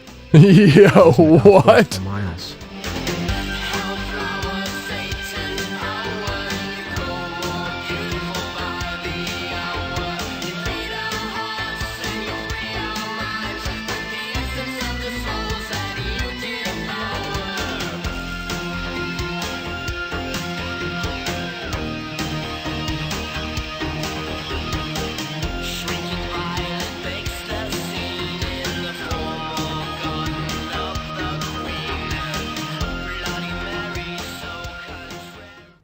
They had a hard time getting into my place. I had the bedroom door closed, so I did not Oh, hear about the them pounding raids. on the door. And they were pounding on the door out there for a good 10 minutes or so. They actually even started calling on the cellular phone and leaving messages on my answering machine. You know, this is the FBI, we're at your door, you know, open up. I wasn't there when they searched my house. No, My mom had to I don't come wanna. from school. My dad was the only one whom they thought that he was me. They were looking for somebody that was an adult. And when they found out that I was like 13, they just they didn't know what to do. You know, I think if when they walk in and they want to take things, they should be told to go to hell, take what they want, we'll see you in court, don't even talk to me. And I think the problem, of course, is that hackers don't have the resources to do this. They want to try to get off cheap, so they cooperate and they plea bargain, and they end up pleading guilty to something they didn't do. Yep. Okay, and that sets the record bad for them going forward. Yep. I Ruins think their if record people going had forward, right? resources, or if there were an organization dedicated to helping people, to providing the resources, you know, something that's much more than just a dummy front, such as the EFF, an organization that's actually truly willing to help in those matters, that we'd see a lot more progress along those lines. You know, Yeah, the government EFF for comes once across would pretty have to start toothless. conforming to the same laws that they're supposedly enforcing. We were detained for about 2 hours there in the parking lot. There were 13 police officers and I think 5 or 6 police cars. And I told them what was going on, but they seemed to think there was more going on than there was. And without my consent, they took my box of crystals, even though they admitted there they didn't know what they were. They took anything and everything that, you know, had magnetic media on it or had an electrical plug on it. They took other unrelated items, such as a woman's purse. Not quite sure how that fits into the scope of their investigation. Randomly. Every business card I had, you know, everything. They took everything just to make life difficult on me. They told me they're not trying to chastise me. And then one of them said he used to play with baseball cards when he was a kid or something. They would be searching my wardrobe. I'd be standing there with the guy, he's asking me questions, and he's going through every pocket in my wardrobe. You know, then it suddenly dawned on me, I don't have to stand there. So I walked out of the room. He stopped searching the wardrobe and walked out, you know, with me. So it was very obvious. Their tactics weren't meant to actually accomplish something. So, you know, searching every pocket of every shirt in my closet. That tactic wasn't meant to do anything except intimidate me. They showed up at my friend's house, and where there was a 3-year-old and a 5-year-old who'd just been put to bed, and they came storming into the house with guns drawn, and ran up the steps and said, "Freeze, Secret Service, don't move." Of course, I was sitting at the keyboard of a computer, so looked extremely dangerous. And I was thrown to the floor, handcuffed and hog-tied and all that, and dragged out. I told my friend Ellen Fisher, who was there, to call my lawyer, which she did. They kept telling me to shut up. So I was taken back to the police station there in Havertown, Pennsylvania, and locked in a cell for about 3 hours while my car was searched. And then a Secret Service agent interviewed me, or interrogated me, and wanted to know what I was doing with these crystals, and I just said I was just making them available to people. And he tried to get me to say I was committing fraud with them, which I was not, but he got very irate that I wasn't telling him what he wanted to hear, and eventually they just locked me back in the cell again. And they refused to let me call my lawyer, and in fact my rights weren't read to me either. There were several instances in which I told them I wanted to consult with my attorney, and they told me, no, that's not a good idea. They wouldn't let me get What the fuck? So finally, when they all Pretty sure that's my illegal. apartment to searching my office, actually at work, I got to drive down in my own car. I called an attorney on the phone, and by the time they were at my work, so was an attorney. And the agent in charge, Ken McGuire in particular, gave me a very nasty and disappointed look at the fact that I was willing to protect my rights. Yeah, what the fuck? It's really amazing. He really gave me one of these, you know... How dare you hire a lawyer? Have done that looks. Now you're really in for it. And that's what people told my parents I was cocky because I told them to choose harder passwords. You know, I had cops, you know, tell me pretty well straight out that, well, you know, we really didn't want to harm Junior, and so we just took his computer and we gave it to the boys over in traffic management, and it was just really groovy. And it's like, well, wait a minute, you know, you took this kid's equipment there. Well, actually, it was his dad's, but you know, he was using it. But you know, Dad should have known better. And so, you know, hey, this is what, $4,000 worth of equipment full of heaven only knows what content, and you just sort of like pocketed it, basically. You just stole it? Well, you know, look, if we charge him, we got to bring him up under, you know, 14 different interstate laws. He's going to be a felon. He's going to be ruined. I mean, we explained this to them, and they were like, oh, yeah, take the machine, please. But, you know, that's not legal. There's nothing like legality there. I mean, it's blackmail, basically. I mean, it's like with anyone else. Simply because you have a badge or something doesn't give you the right to be an asshole. You know, unless you'd like me to be an asshole back to you. I don't care who you are. You will obtain the respect from me that you earn, period. I may impact NASA, but who doesn't? I mean, it's...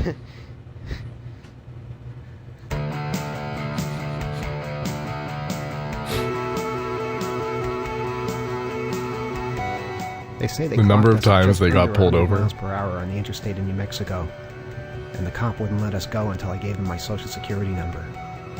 And to make matters even worse, he told us we were still 11 hours away from Vegas. Things What seemed the pretty fuck? bleak. But then, a miracle happened. All right, yeah. Whoa. He said 11 hours, man. We made it in 2.5. Highway patrol people, they don't know what they're talking about.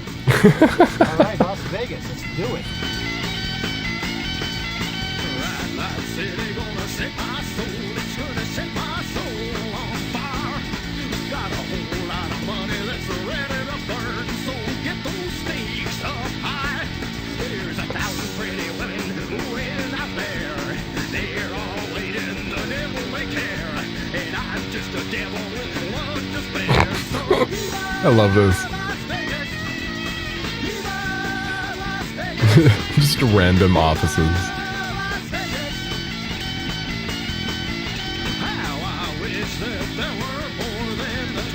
So Vegas is where DEF CON gets hosted. I don't know why I forget why they're in Vegas. Oh, they are going to DEF CON. You filming here? DEF CON? Yes. Right. It's like computer hackers. Not that I know of. Were they gonna Did they miss the date? Computer and work their way out, or? No. It's huge. It's about 1,000 computer hackers coming here. I've never heard of it. Boy, they must have done a good job keeping They must this have. quiet. They even got me going. Plaza Hotel, Las Vegas. Plaza Hotel, Las Vegas, New Mexico. New Mexico. It was a mistake anybody could have made. Except Las nobody Vegas. else ever seems to have made it. New At least Mexico? if we were still in New Mexico, we could stop by Los Alamos National Labs, home of well-guarded nuclear secrets. And one of the many places Shimamura had mysterious. Okay, I get it. Okay, I get it. They're in Las Vegas, New Mexico. DEF CON's in Las Vegas, Nevada. Connections to. I didn't realize there was a Las Vegas, New Mexico. Turn some heads. I was not thinking.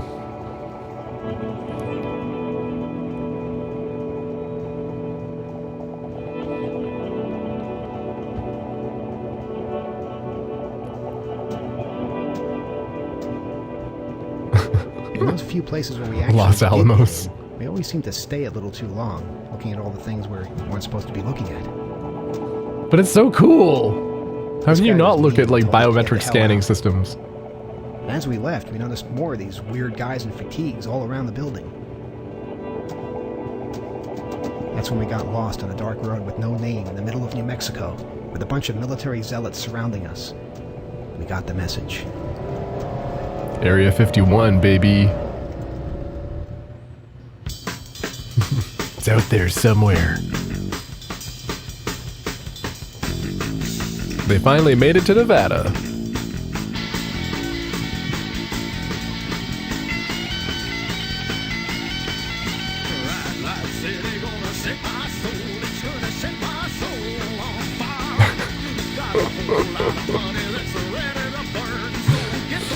We're all learning about Las Vegas, New Mexico.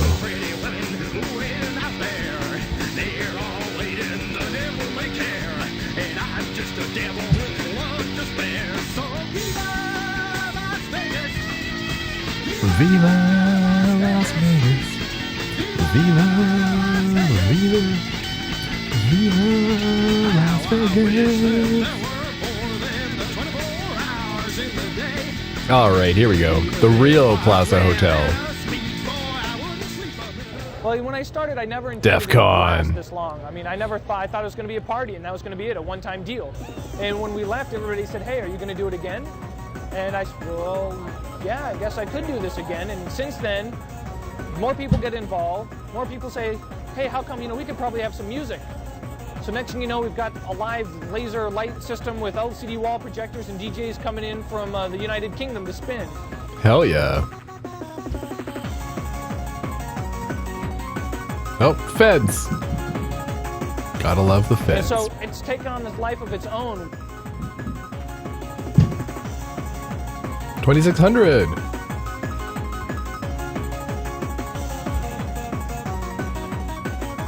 That's so cool.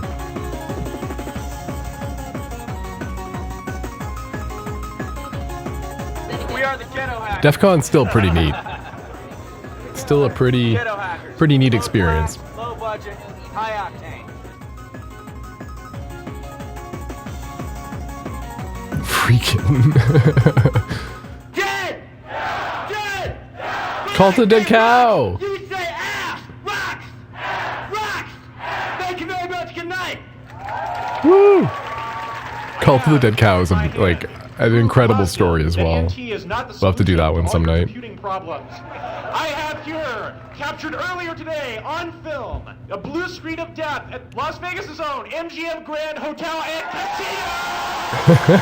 Casino. Thousands showed up. And even though the free Kevin stickers turned into toys, at least everybody here... Free Kevin with every Happy Meal. Kevin Mitnick? Oh man, you're gonna have to go to www.kevinmitnick.com. Look it up for yourself. And it doesn't matter what he says about us. What matters is A dramatic reading of the takedown script. Oh my god.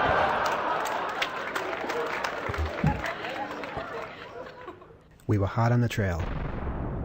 Oh my god, amazing. Yeah, I think he has a very large ego, and he's a very bright person, and he's very smart, but I think his social skills are lacking. For years, Shimamura had been eluding me. I couldn't even get on the same... They got him TV on shows. Moneyline? He'd pop up over on CNN, while I was stuck over on a broadcast network. Oh, Manuel got onto And while he was getting all cozy NBC? with Tom Brokaw, Or I was being ABC? interrogated by Mike Wallace. Tsutomu wasn't even answering my email. Oh my But now, God. There would be no escape. The San Diego Supercomputer Center, the place where he worked. Ah. You notice how, like, quiet it is? Like, you know, when a deer's about to be killed by a lion? Oh no. You're here to see him? Yes. You're looking for Tsutomu? Yes. Haven't seen him in 3 months. Really? Yeah. I don't know. Do you know where he is? He's not here. Oh. Let me check with that. Because Did you make arrangements to meet him here? well, they weren't very firm, but he knew we were coming. Okay. And, you know. Did you get an appointment with him? Haven't seen him in 3 months. Wow. Oh, I'm sorry. We could try the extension, but I haven't seen him. Do I know him? Well, just Well, hello, from Igloo. interacting on- We're watching. Here, I'll bring you up to speed. We're watching Freedom Downtime, which is an old 2600 documentary, mostly about Kevin Mitnick, and it's like a piece of my lore. I watched this back when it came out. I was big into 2600 and that culture. So this is just like some neat nostalgia for me. But the context of why I was going down rabbit hole, and I think I've explained this earlier, but so I was trying to find a very specific documentary that I had seen previously where a certain person was profiled as a hacker in the video. And like his, you know, he was basically said to be like a internet troll and stuff. Nothing that really raised red flags with me at the time, but enough where I was like, okay, so obviously this person's like controversial, you know, has a love-hate relationship with a lot of people online, and then like halfway through the documentary, that specific documentary, they just show that he's actually the sysadmin of Stormfront, and that he's like an avowed anti-Semite, and he's like, you know, actual neo-Nazi, all this stuff. Like that doesn't, but it's not revealed until literally like the middle. And I was trying to find that documentary. I found a bunch of old hacker documentaries that I've seen or not seen, and I was trying to find that specific one to confirm like whether it actually did play out like that, or if I just misremembered, because it felt very much like when I just remember being so shocked that if I had known, you know, if they had led with the facts, I would have never got sucked into watching, you know, most of that documentary up until they kind of dropped the stuff that he's like, you know, a neo-Nazi and all this stuff. And I'm like, what the fuck? Why am I watching it? Anyway, but I haven't found it yet. So I'm still hunting for that specific documentary, and going down the rabbit hole, I found stuff like Freedom Downtime, which is just a big thing, because I was showing folks this earlier. I was into 2600 magazine for a long time. And these are very like much more recent. One of these is 2015, and the other is 2016. But like these are it's like it's become so much more corporate, and like kind of like standardized on being less edgy and less I don't know. There's less stuff printed in here that is like you're gonna get, you know, sideways looked at. It used to be that if people realize that some of the things that were in 2600 that you could just buy off the shelf, that you like, the retailers wouldn't stock it because it had all sorts of cool, you know, schematics for stuff and like instructions on how to hack stuff, like actual hacks by people who had done the hack and then usually were in jail, because they would be like the letters section of 2600 was amazing. It would literally be letters from people often in jail explaining how to hack a thing, and then you'd see a letter from them the next time, you know, asking for legal help, and it's like, here's how you can like contact them in prison, they're looking for a lawyer, you know, blah blah blah, they can afford this much. Like, this is fucked, but also so interesting, you know? And anyway, so that was like, I was big into 2600 for a long time, and I watched this, and then now we're watching it again because it's been so long since I saw it, and there's been so many faces that I'd kind of forgotten about in this. the fact that like Bruce Sterling is in this thing and actually like, you know, has commentary, like, I don't know, just there's so many people. The DEF CON guy, the guy who started DEF CON, who now is probably like, I don't know how old he is now, but like DEF CON's been going on forever, still going on, and like for him to be like a kid, like a Gen X kid, basically like teenager, maybe well, he's probably in his 20s, in this video is just it's such a mind fuck. I can't. Definitely should have. Oh, and so, okay, so the context right now is that they're currently trying to meet with Tsutomu Shimomura, who is the hacker guy who like helped the authorities track down Kevin Mitnick after he was on the run again, and he is a prolific hacker, but also like comes across as like an arrogant kind of fuck who obviously was on the wrong side of this ethics thing. He was literally like, he helped them catch Kevin, and Kevin didn't fucking do anything in the first place. So like this guy, anyway, so they wanted to get the real story out of this guy because he also was trying to do this book deal, this movie deal with Miramax. They did this whole protest against Miramax because Miramax is trying to make this movie about Kevin that tells an incorrect story of the whole Kevin Mitnick story. And they were trying to put that movie out before he even got a trial. Kevin had been in prison for 3 years already at this point with no trial. And the movie both said that he had a trial and that it portrayed him as some sort of like violent offender who had like bludgeoned this Shimomura guy in the book and then in the movie. And so they basically are trying to like find the guy and like pin him down and actually get him for an interview for real, because he's like exchanged all of no words with Kevin Mitnick because he literally just helped the authorities catch him. But in the book the book deal that he had written, the book says that they like met several times and blah blah blah. And in the movie script, it's like the meeting of them is like this violent encounter where he like smacks them with a garbage can or something. None of which is true. They've never actually exchanged in more than 1 or 2 words. And he's never actually like been in like the room with the guy for very long or anything like that. So it's just like they're trying to, they're trying to pin down Shimomura because he's basically just profiting off this at the expense of Mitnick. So he's getting the tours and everything on CNN and stuff. And like, like what did Mitnick do to deserve all this, right? That you're willing to throw this guy under the bus. You don't even know this guy. It's just he likes surprises so much.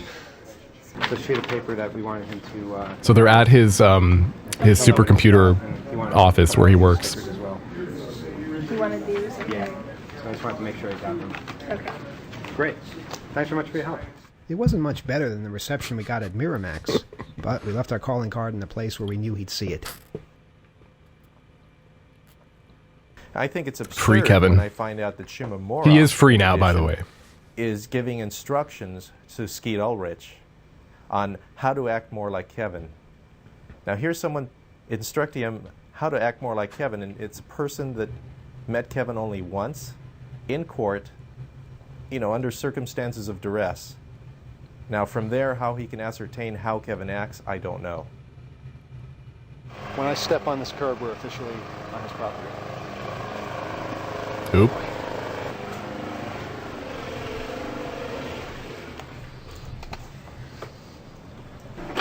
Hi, sorry to bother you. Yeah, we're looking for somebody next door. We're not sure if we have the right neighborhood. Tsutomu Shimomura. Oh, he moved. He moved. Oh, he moved. Oh, well, how long ago did he move? 7, 8 months. Really? Do you have any idea where he went? No, he was renting, and the people who owned it moved back in. He's like in the national news. I don't know if you're aware of that. He's what? There's like a movie that they're making. You can see I'm on the phone. Yeah, I'm sorry. You can see him on the phone. It's all about. Yeah, he's making a movie. Yeah, he's just telling us incorrect story about this guy that we know, and he's just making a movie about it, and then he's profiting off this guy's situation. Places he lived. So I could be a star. You could be a star. You could be a star. I've been waiting to be discovered for a long time. Yeah. What the fuck? Man, it's scary. We had It's true. one last address Shimomura to try could be inside the anywhere. gated community, but this was getting frustrating. We have another lead here. Now, I do think it's kind of funny the way that this has been portrayed, because obviously obviously the trolling and the some of the tactics that the hackers use are like less than entirely legal, or also less than, you know, sometimes they're not entirely, well, I wouldn't say they're not ethical. I would say they're just not entirely not nefarious when they're doing certain things. And it won't necessarily be on film, but it's like how they arrived at a certain situation or got a certain thing. And the way that Emmanuel is always like carefully, you know, not talking about any of that, and it's all very much about like, well, and we're so good, you know. And it's like, I get it because they're so paranoid, but like the refusal, this sort of like living in this like, I want to believe obviously that like the hacker, you know, manifesto is like true and all this stuff, you know, but I also know that like, you know, these laws exist and there's consequences. There's just consequences if I like jaywalk in front of a cop. Obviously, like that's a stupid law, but if I do it, I'm probably going to get a ticket or something, right? So it's just these things where like I'm here for the cause, but it's like we're also just like hand waving away that there are known consequences in some of these cases for some of these things, and they're not good. And obviously, what I think needs to be more forefront, which unfortunately is probably not, is just how unjust all of it is. But maybe considering that is like there's a lot of that theme throughout the whole thing, right? Because you hear a lot from Bernie and the other folks. It's not just Kevin. Like all of them have been through these situations where they're completely overblown simply because someone in authority doesn't understand the technology and then labels that person as like actually dangerous, and then that person ends up in prison with actual dangerous criminals. And in the case of Bernie S., which I forget if they actually go into it or not, I think they will eventually, he talks about how like his arm was broken in a brawl in multiple places to the point where now he can't move it a certain way, and that's a like a permanent, you know, disfiguration he has from being in prison and imprisoned due to a broken system, right? So there's pieces. I just think it's kind of funny, the juxtaposition of like pretending that we are angels when like obviously they are still flirting with danger when it comes to the protesting they're doing and stuff, right? We're certainly seeing a lot of the nicer places of this neighborhood. Out of order. All right. You know, if that was a computer, we'd be facing 50 years in jail. Yeah.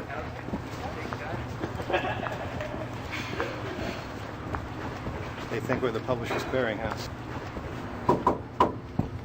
They think we're Publishers Clearinghouse. I love it. Japanese, long hair. Oh. No. Damn, no Shimamura. People think it's a good idea to have a full directory of every tenant in an apartment complex available to anyone in the world. But it gave us the definitive proof we needed. Shimamura wasn't here either. Shimamura. He's escaped. Let's try a couple other things. We're going to enter the room number this time. I see, now it's dialing. That's the whole phone number being broadcast there. Let's see if we get an answering machine. Hi, this is Amy. I'm sorry I'm unavailable to take your call right now. Please leave a message and I'll get back to you as soon as I can. Alright, I think we've pretty much gotten everything we can out of this place and made ourselves look pretty suspicious at the same time. My poor ear. I got the beep in my ear. On the way out of San Diego, our rental car broke. Oh no! The trunk wouldn't close. You should get this tape off the trunk too. Oh. Holy fuck! Oh my god! Directly under the flight path. We had to clean all the crap out so we could exchange it, including the disgusting piece of gum that somehow got stuck to the door. Oh no! You know what? I'll use their own key to scrape it off. Okay. Ew. This is like the most disgusting thing I've ever had to Ew. do. Oh no! Oh no! Want some gum? Ah!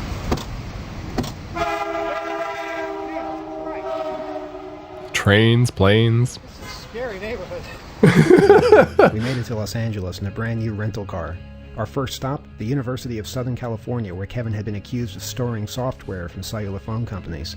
USC claimed that somehow caused over $1,000 in damage. I wanted to know what kind of computer system gets damaged by having files stored on it. Yeah, isn't that the point? Hi, I'm Brian Johnston. I'm the Associate Director of Customer Support. Yeah, we're not allowed to comment on any of the security. Well, at least we finally managed to find someone who would say they weren't allowed to say anything. That was progress, right? Yeah, I mean, at least if you have somebody on camera saying, "I'm sorry, we can't tell you anything about this," you're like, "Okay, well, you said it on camera, so we have that as proof at least." Birthday, Right? and we wanted to say hi. The closest we could come was the mobile station across the street. It turned out to be a popular place for all the people who couldn't visit their friends. I know he's looking at me, so I just wave hi. And he gives me a call and he says, "Oh, it's cool you went to see me." Yeah. He's comfortable with that. How often do you come Aww. Like almost once a week. Once a week? When I come and drop off my sister that goes sees him. How come you can't go in there and visit? It's too strict, so I wouldn't know why. Why's the reason they don't let us go in? You're his brother? He's my brother-in-law, married to my Brother-in-law. sister. So it's only immediate family. Yeah, so. immediate family, so I can't see him. I just talk to me through the phone and letters, and I just come and say hi. What's he in for? I don't know. I don't know what Yeah. Wow. And you, It's bring your fine. friends with you? Are It's they- fine. We don't have to say that on camera. We don't have to say why he's in there on camera. we grew up together. Hey guys. So Have you heard of Kevin Mitnick, the person we're here for? no, I never heard of him. He's a computer hacker. Oh yeah? You know what computer hackers are? Yeah, yeah. Yeah, and he's been in there for 3.5 years. 3.5 years and hasn't had a trial yet. No fucking trial. You should get a trial, you know? Yeah, you should get a trial. Yeah, no shit. Even this guy. Everybody knows. Everybody knows. Yeah, that's something true. That because they're not the one that they're busting. Grows up in LA knows that. Huh? Sure. Yeah. There's so many people. I think it's overcrowded. I guess I wouldn't even know what to tell. I've never been in that system, so I wouldn't know. He must have went at somebody's government's crawled up. He must piss somebody off. Yeah. Yep. They know what's up. They're very laughing and say your ass is staying there for a while. Yeah. That's not fair, but that's the way it is. When the windows are only a couple of inches wide, it's pretty hard to find the person you're looking for, even if you know exactly what time to look. And then we heard it.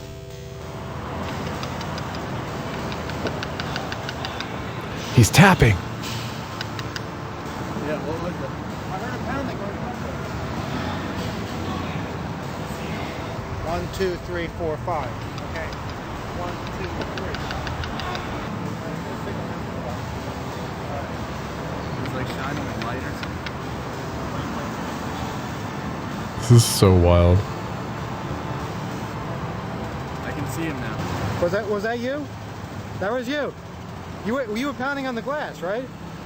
Wow, we heard that across the street because we were looking at the wrong window. Then we heard this like pounding noise. Come back to the window now and wave some more. Can you do that? We'll put a sticker up. We just don't want the sticker to come back to haunt you or anything like that. If you want us to put a sticker, okay. You want the sticker? Yeah, the sticker Aww. would be cool. Well, we can see your hand. I doubt you can stick your whole head through the window. Yeah, but like splotch your face up against the window. Now we know it's the right one. We can at least like zoom in on it. All right, cool. We'll see you in like what, 2 minutes? Security. Okay, great. See you then. Bye. All right, he's gonna be up there in 2 minutes. That was definitely him. I just wish we could go in there and see him, but I having to resort to this, but I'll take it. We later found out that our filming the prison had caused such a stir that every single prisoner was locked down, confined to their cell Whoa. for the rest of the day. What? And Kevin told us it was the best time he had had in years. That's just pure punishment. Like this.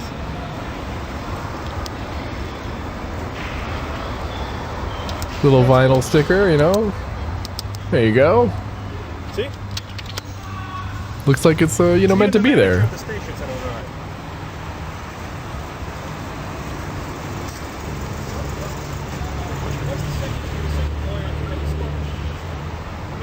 This guy in the blue car just gave me $6 for the transport. No kidding. Thanks. No. Great. That's amazing. But look where I put the sticker. I got permission from the owner of the Put it store. right there? Yeah. Gone tomorrow. Yeah, whatever. That's great. It'll be there for a while. He let you do that? Yeah, I asked him. Randolph's gonna get gas and he's gonna fucking show That's the brand. amazing. He was never served with a warrant, for his arrest for the supervised release violations during the period of his supervised release. So by the time that he was done, and went on his way, there's no indication that he was aware that such a warrant existed. Damn. Yeah, Sprint really sucks. We wanted the entire city of Los Angeles to know about Kevin. And what better way than to put the message on the most famous billboard in town? Yo, the Hollywood sign. It took us hours to climb that thing. Hell yeah. We honestly didn't know there was a road that went straight up the back. Oh. But we made it.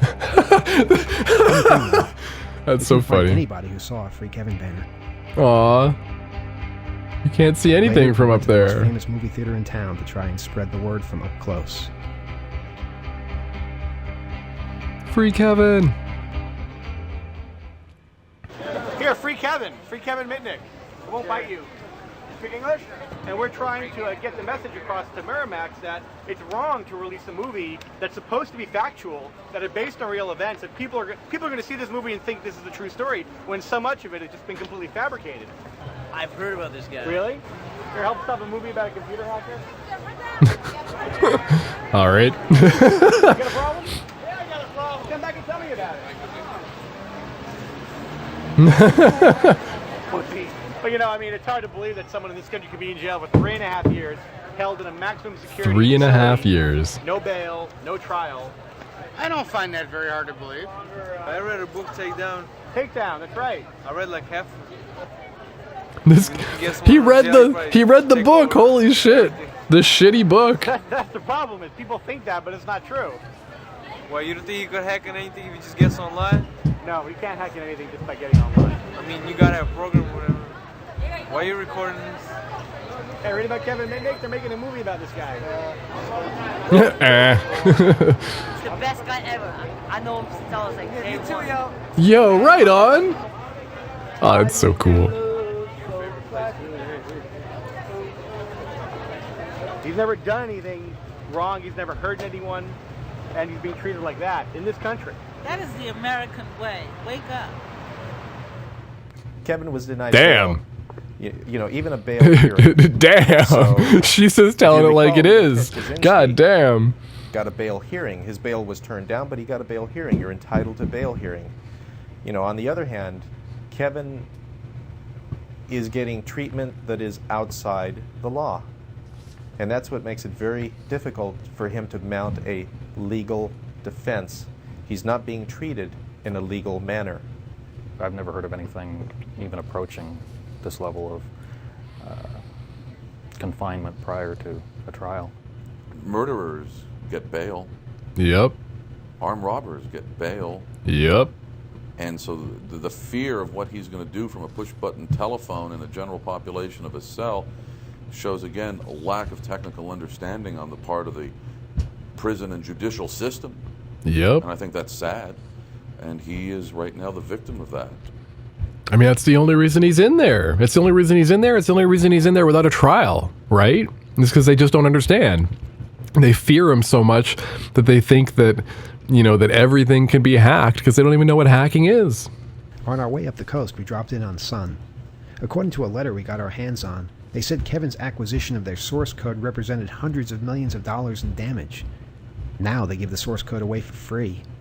Yeah. Something wasn't right. Fucking hell. So we're right here on the other side of the freeway. There's the other Sun. Like, also, he didn't distribute it. And then further up, this is their big campus. He didn't distribute the credit cards. He didn't distribute the source code. This blank area. It's actually Sun. He's not the one. We knew where we were. Now we just needed someone to talk to. What number do we call when we speak to? 1-800-USA for Sun, and they can direct you to whoever you need them. USA for Sun? Okay. Do you remember that, or do you want me to write it down? The receptionist wouldn't let us talk to anyone unless we called that number, but we slipped some of our leaflets onto their coffee table. She's just being kind of patronizing. Do you want me to write that down, or can you remember it? Yeah, she was being kind of patronizing. Remember it, dear. USA for Sun, right? Was that it, or was it Sun for USA? Yeah, no, there's like, wait, what was it? Sure? Ah, shit. Should I run in and ask her again? That's right, just to be annoying. Sun.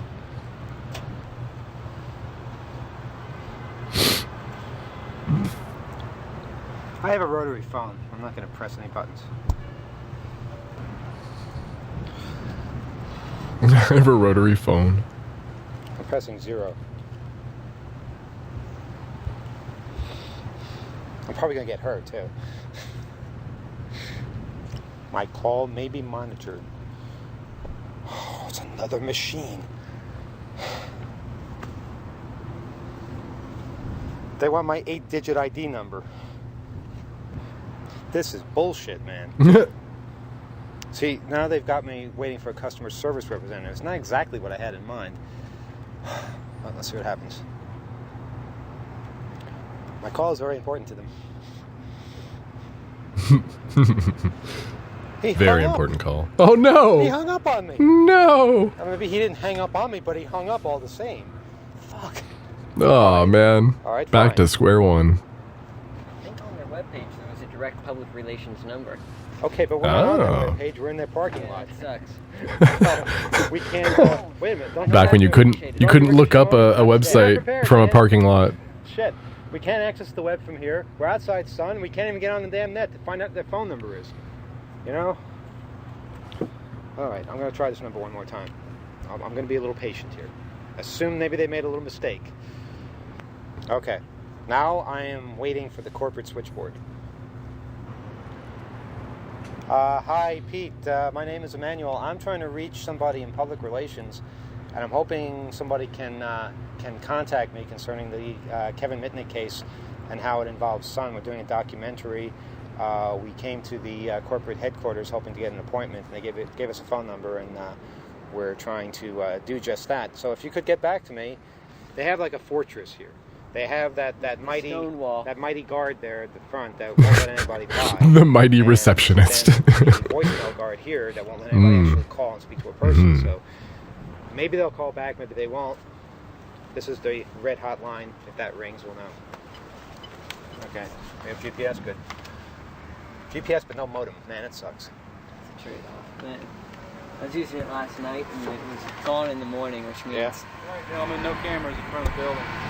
How about if we film that can't have any cameras filming. No cameras in front of the building? No, I can understand that, but unfortunately... Wow, this was a new one.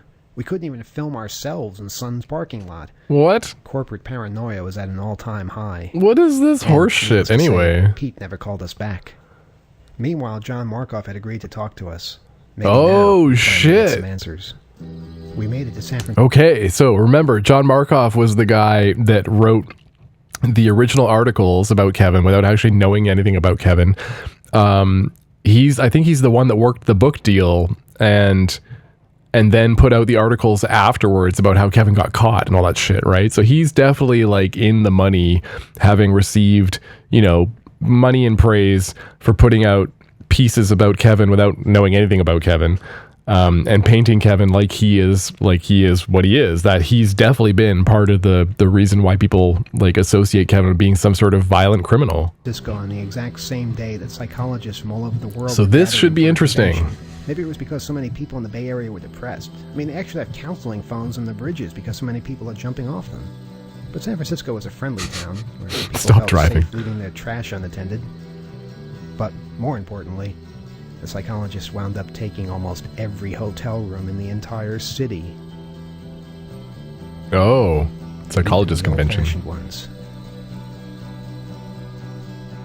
No vacancy at the motels either. Jesus. Then, we found a hotel that was almost completely deserted. We never did find out why.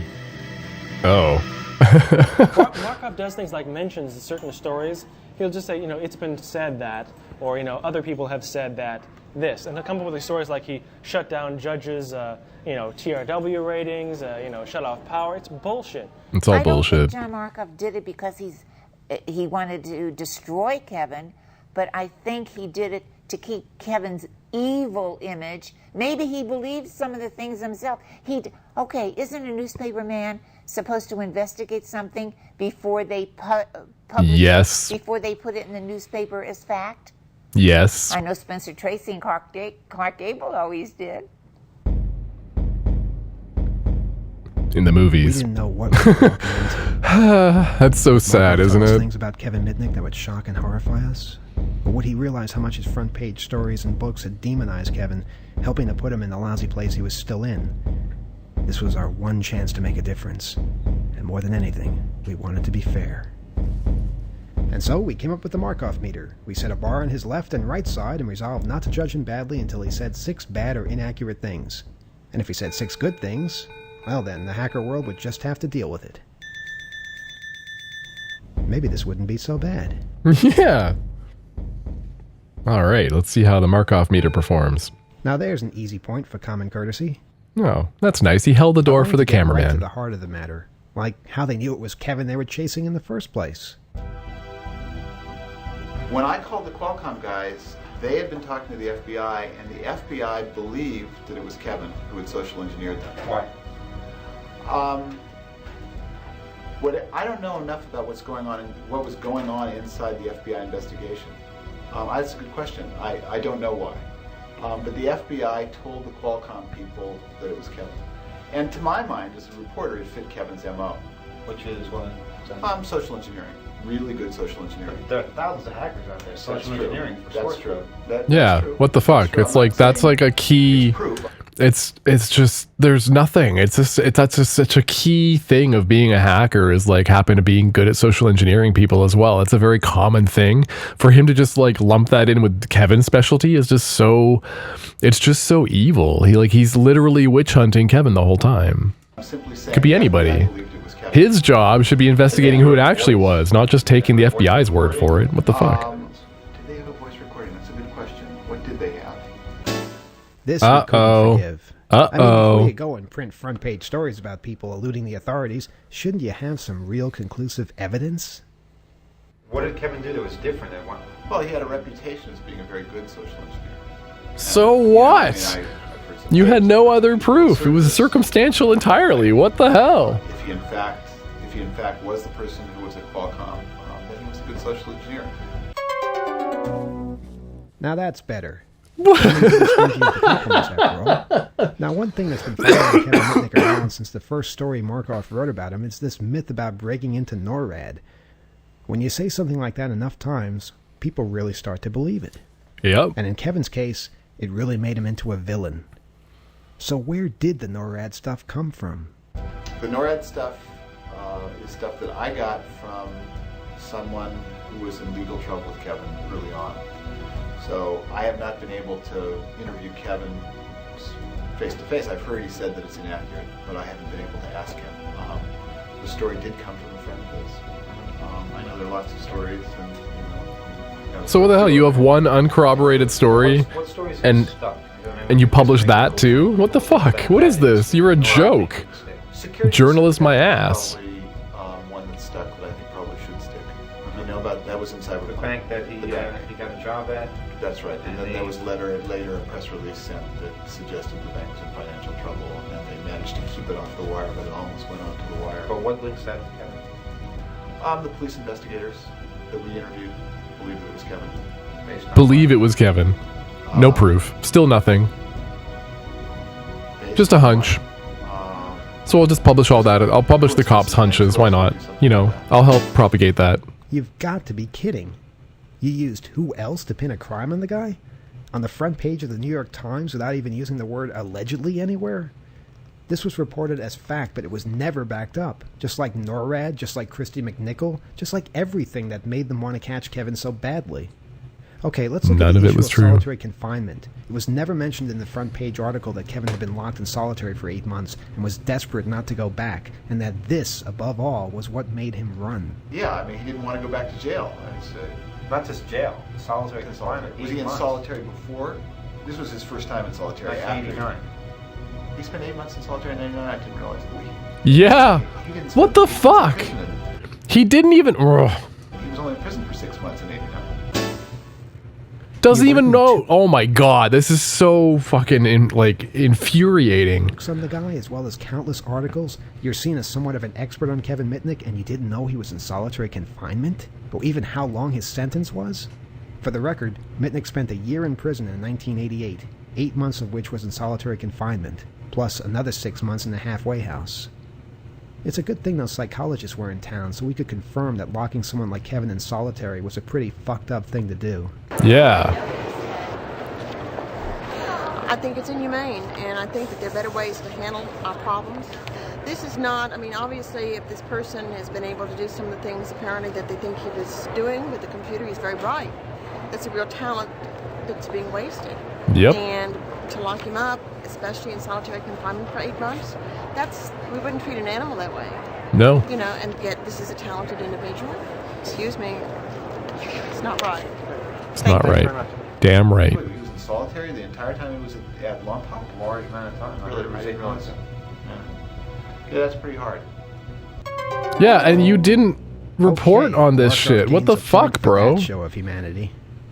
Now, here's something interesting.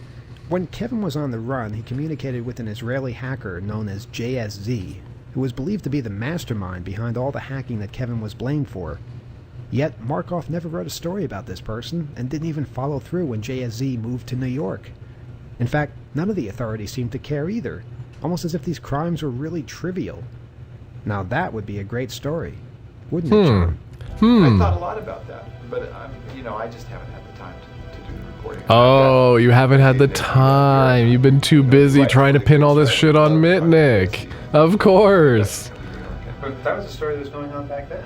JSC was supposedly the mastermind behind everything, and the conversations. Well, I never knew what the relations were. The only thing I knew about, the only thing I could say that I knew was that You didn't know anything. You didn't know how long he was in jail for, or in prison for. You didn't know. Oh my God. That's what I knew.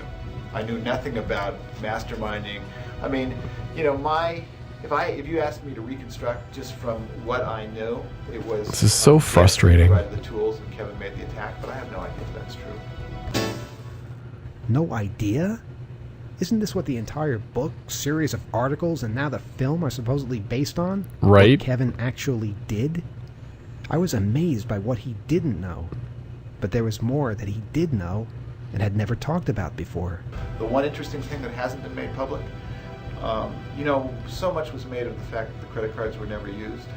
They were used. An American Express card that was part of the Netcom collection was used in Raleigh within 2 days after Kevin was arrested. So, who used it? How did you find this out? I just don't know. Who used it? The guy, the DEF CON guy, just admitted earlier that everybody had that file. I think that there's some indications that there was someone that Kevin was in contact who knew about all of this and may have been active in it that was in the Raleigh area. Oh my God, this is just such fabrications. How come it wasn't in the book? It's a good question. I don't know why we didn't put it. Oh my God. I really don't know. This was really getting Because the narrative you wanted to sell was very specific, and none of this would help nail down the story of Kevin being the only guy who could do all the evil things. How many people are standing here and not one person took my It's so picture? fucking obvious. Look at all these people. Not one of them took this. Valuable coupons. What are they doing now? Kevin Mitnick, he's the computer wizard. Yeah, he is the computer wizard. Was very interesting. Mitnick respected the Japanese wizard for tracking him. On the other hand, since the whole computer business is stupid and ridiculous to begin with, why should Mitnick suffer for a ridiculous assault on culture, namely the computer? So that's it. What do you think of computers? I hate them. And why? Because they're not like feeling skin and they're not like walking in the forest. And one can get lost. The Berkeley granola people. It's like, it's funny because Berkeley, you have like the mixture of like the computer folks that eventually are there now and the granola hippies, like acid droppers, the originals. That's so cool. But the rest of it, you know, it's all pornography. No, This is such bullshit. I like Chaos Computer Club. I like Anarchy. Hell yeah. No, but I like the whole never idea. heard of it. I like the whole Chaos idea. Computer Club. No, it's great. But no, Mitnick, it's ridiculous. Hey, look, an activist. Look at this, artificial intelligence. I love this. Just to get back to my roots. Well, basically, it's like, you know, the government's making him look like it's to create a hacker mythology so that they can deprive other people of, you know, privacy and other stuff like that. And he hasn't done anything wrong, you know. He hasn't even done any financial damage to anybody. It's basically just like, you know, scapegoat. I think most of the kids that I hang out with are cool, geeky hacker types, so they understand. But like, you know, then there's, you know, my mom and everybody else who kind of just like, you know, why would they have any reason to believe anything other than he's a total scumbag who, you know, like war games, you know, the hacking. Oh, that guy! Didn't he break into like massive computer systems? He's not accused of selling information. He's not accused of destroying the computers. He's just accused of copying some files. Oh, 3.5 years in prison for that. How does that sound? Cool. Wow. All right. Great. Crazy. Registered to vote? Oh, you're an activist too, huh?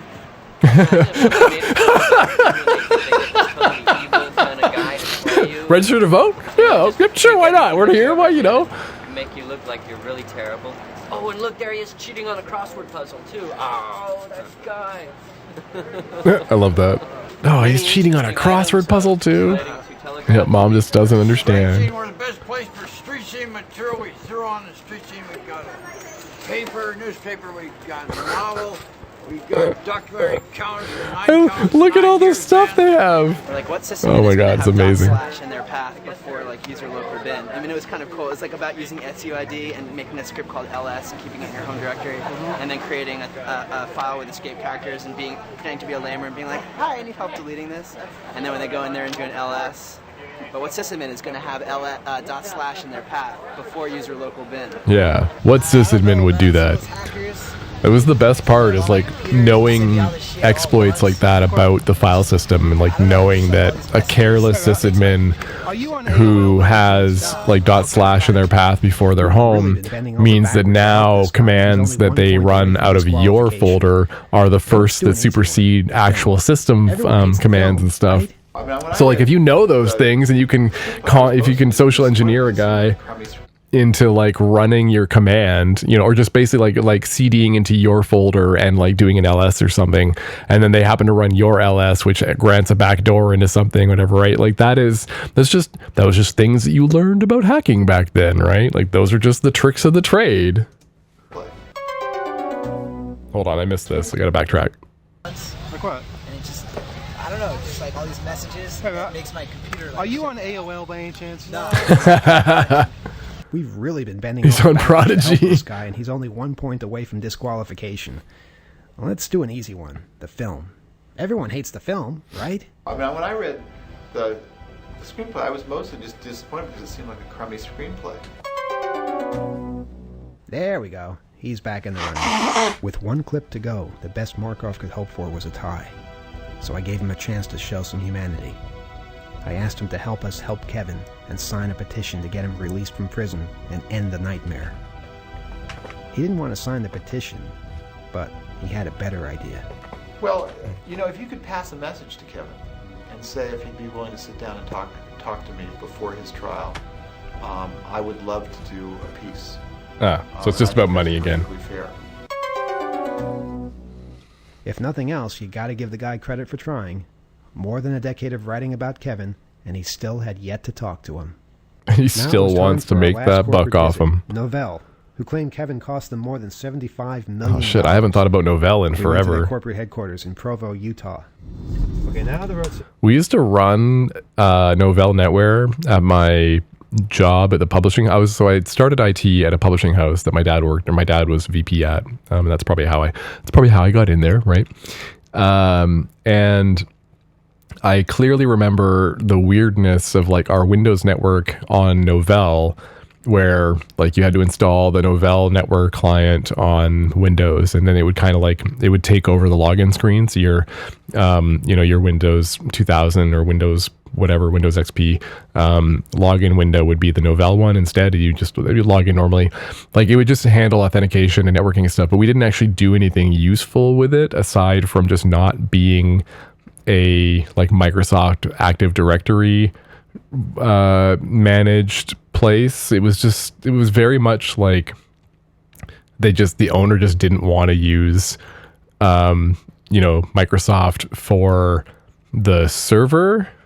So we went with Novell, and that ended up just being like really annoying to maintain. And then also when the time came to run an in-house mail server, they went with GroupWise, which is Novell's like version of MS Exchange, basically, but it's entirely different from Exchange.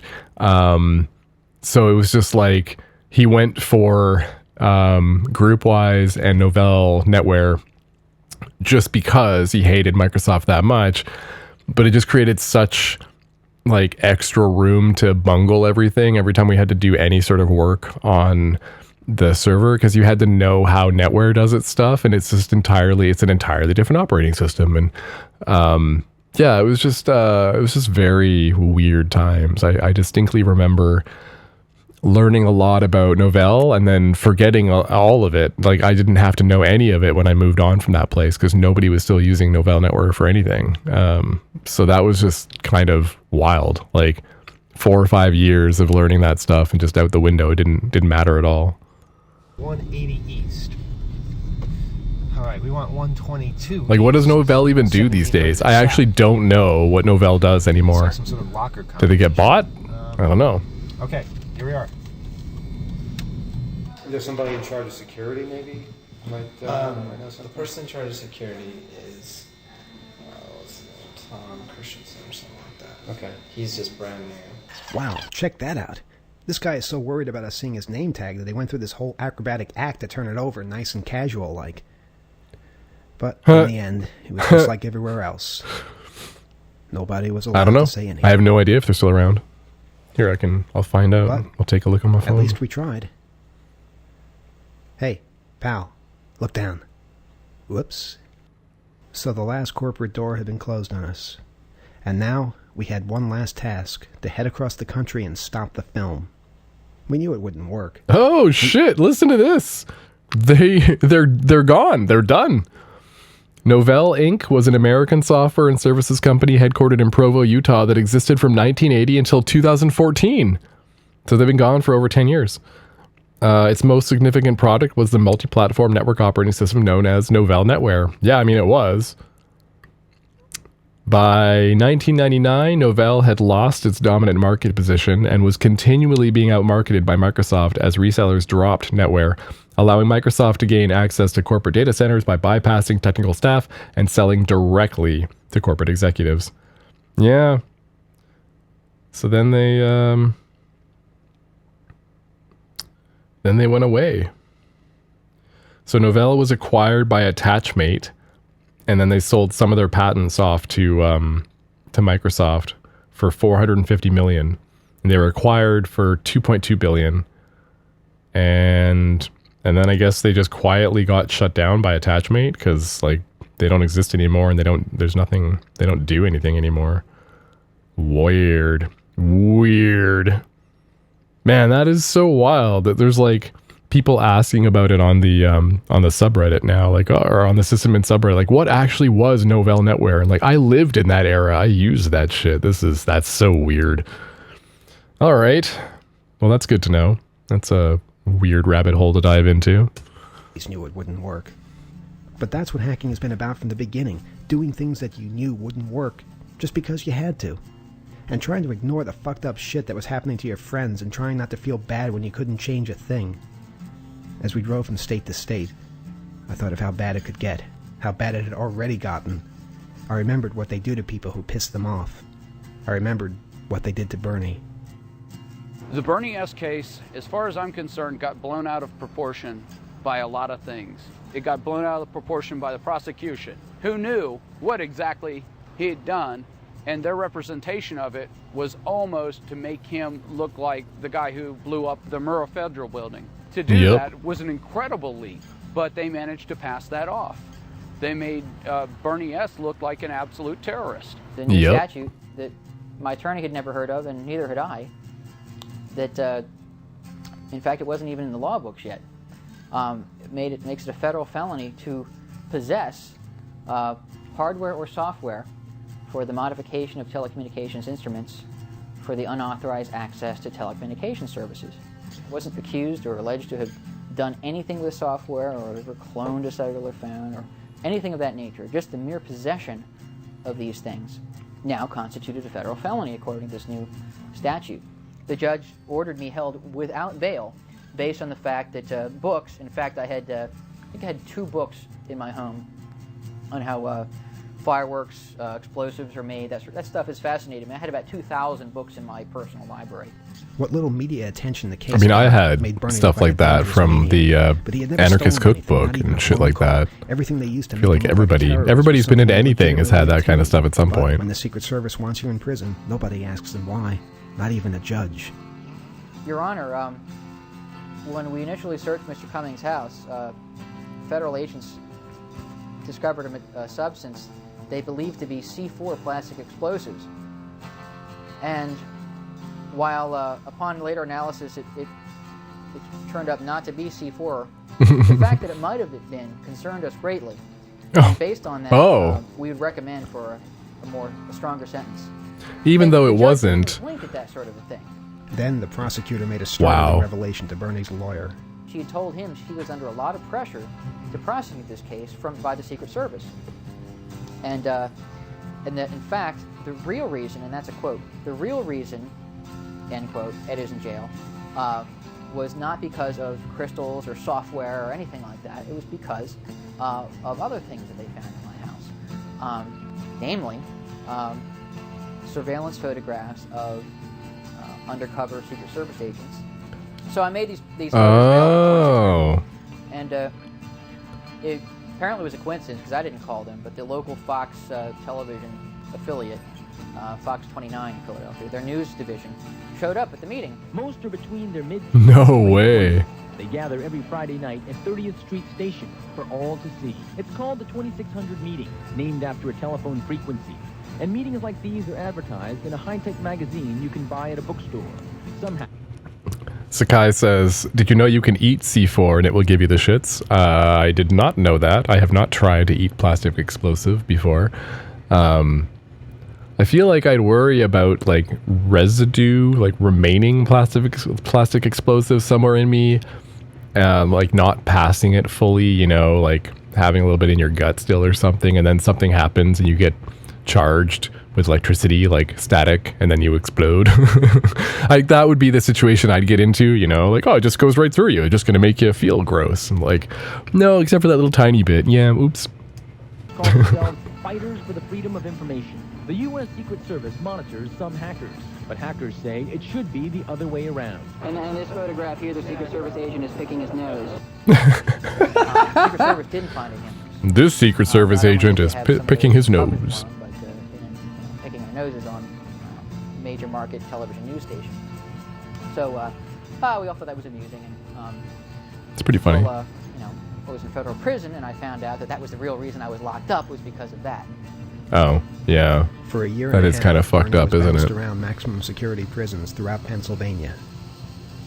I think they got tired of me filing these appeals because I found myself in handcuffs and shackles and taken up to Lehigh County Prison, which had a reputation amongst prisoners that I talked to over the past year as probably one of the roughest prisons in Pennsylvania.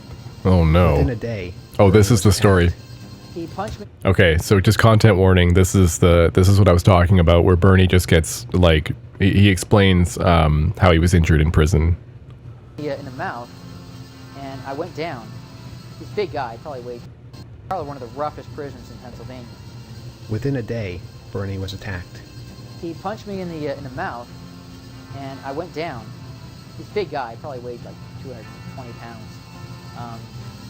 And I think it turns out later he was on drugs, coming down off crack or something. But anyway, I went down and he started to kick me in the head, and I put my arm up to block his kick, and it broke my arm also. After bleeding for hours, Bernie was finally taken to the hospital, but the authorities refused to let him contact his relatives.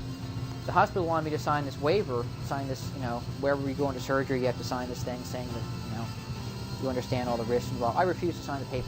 I said, not until I get a hold of my uncle, at least let somebody in my family know what's going on. And the prison officials went bananas that I wouldn't sign this waiver because there was a liability for them that I wasn't getting medical treatment.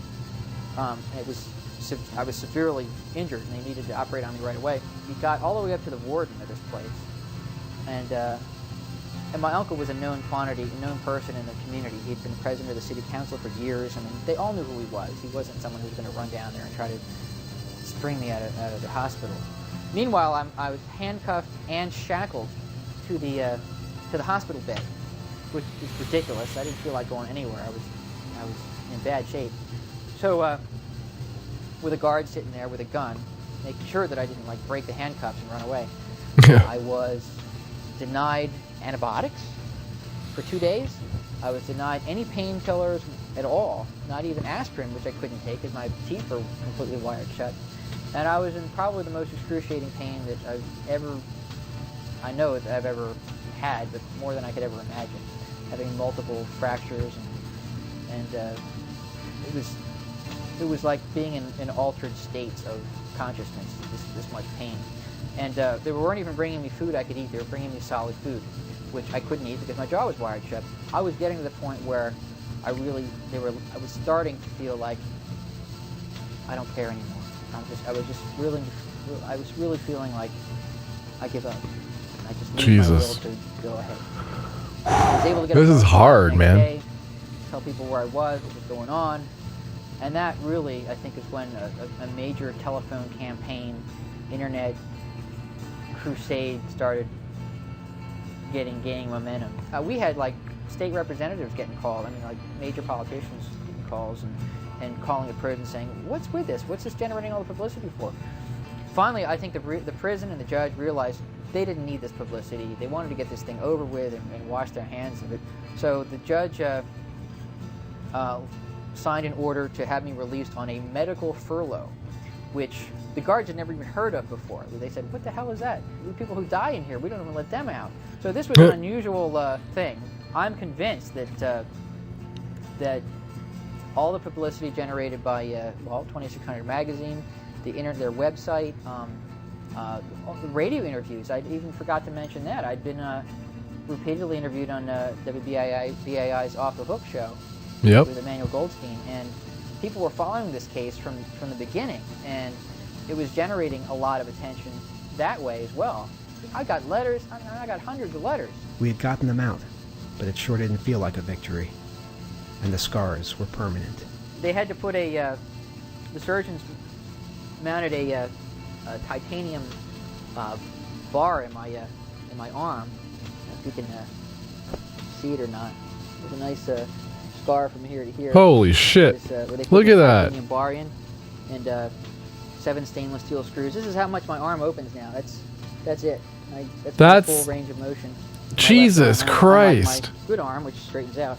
Anyway, that's what I got. He can't even. My jaw doesn't open as much as it used to. If I'm trying to bite an apple, I can't get it in like I used to. But I live with it.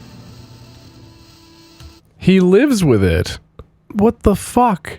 The man was beaten to this, like literally permanent scarring, permanent damage, just because, you know, from being in prison and being in prison for bullshit. And being imprisoned with actual people that have like problems that are not being addressed as well, violent problems, right? What the fuck? We crossed the entire country and were finally closing in on the takedown set, but there was a problem. It seems that the hurricane is making a beeline for the set. Yeah. At this point in time. In fact, it's estimated that it will reach and destroy the set by sometime tomorrow. And that's something that causes me concern because, you know, it's not like that's something we wanted to have happen. And I fear that one of the listeners or one of the subscribers or somebody may have called upon Almighty Allah or Christ or whatever to rain forth upon these people with all kinds of venom. And I'd just like to stress at this point that that's not what we meant to do. That's not exactly how I want things to turn out. I fear that the takedown people aren't taking this seriously. If you look at the map, you know, if you look at the news reports, you will see the eye of the hurricane. You will see the direction it's heading for. You will see a little dot that indicates takedown being produced. That's so funny. That literally, the location where they're filming the movie is about to be hit by a hurricane. It's like, well, we didn't ask for this, but also, huh? This is kind of like the scene in Twister where the rival gangs of Twister watchers are trying to warn each other, this is the big one. Well, this is the big one. Okay, they were looking at this thing, and they saw another hurricane contained within this hurricane. Oh my God, it's 2 hurricanes in one. And if that's not enough for you, Hurricane Bonnie. Bonnie is the name of Kevin Mitnick's ex-wife. Uh-oh. Now, the metaphor just could not be Oh more my God. perfect for me. Of course, we didn't take our own advice and rode straight into the storm.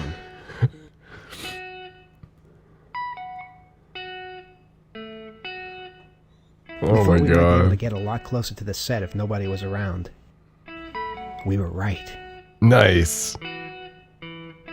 Close to a Hurricane Bonnie, and they're like, yes, let's take a look. They seem to have a real fixation on gun safety in this place. You had to wonder what had happened. Interesting. We took a little tour of the restricted area past the unguarded guardhouse. While the hurricane is blowing through. Blow me, Bonnie. The storm passed. And while we were exploring the next day, we made a discovery. Yeah. And they all want free Kevin stickers. The whole crew wants free. I will send. If you give me some, I'll send them to them. They will put them on their cars. Oh, that's right. They do have. Oh my God, they did put them on their cars. Staying through our Aww. Mr. Wong. Oh, Russell Wong. Yeah. Yeah. He's in number 9. Is he still here? I think he is. The hotel receptionist went out of her way to tell us where everyone was staying. Oh, nice. And while the guy playing Shimamura wasn't in, we found one of the producers who promised us an interview that coming Sunday.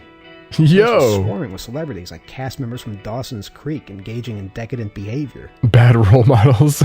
We wandered around town, taking in the carnage from Bonnie, seeing the desperate... This is such a throwback. Dawson's Creek? Holy shit, man. Like, wow.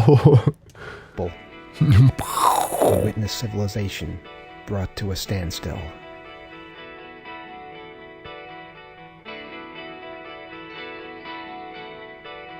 Roads were closed. Power was out. Oh, shit.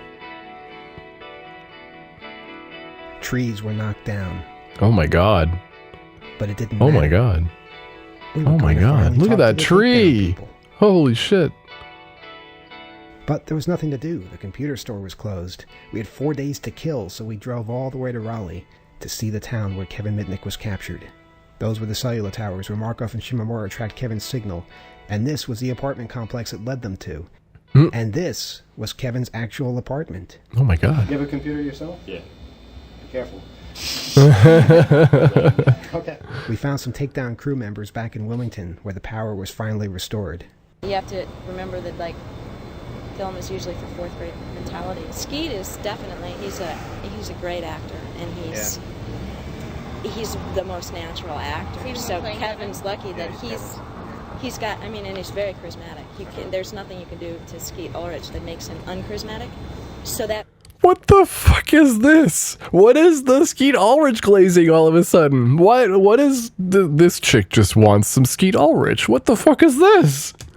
I mean, from your side, it's kind of he's lucky, you know? Oh yeah, no, Skeet Ulrich is a great actor, and he's playing Kevin Mitnick, so Kevin Mitnick should feel lucky that he's being portrayed incorrectly by a great actor. Fuck off. I promised to tell Kevin how lucky he was next time I talked to him. But now it was time for our interview. We had been in North Carolina for 5 days. But something was wrong. Miramax had changed their mind, and now they didn't want to talk to us. Interesting. So we staged an impromptu protest outside the studio, and as we were leaving, destiny hit us again. This time we wouldn't let them escape. We drove next door and waited for them to leave. They just hung out. They staked them out.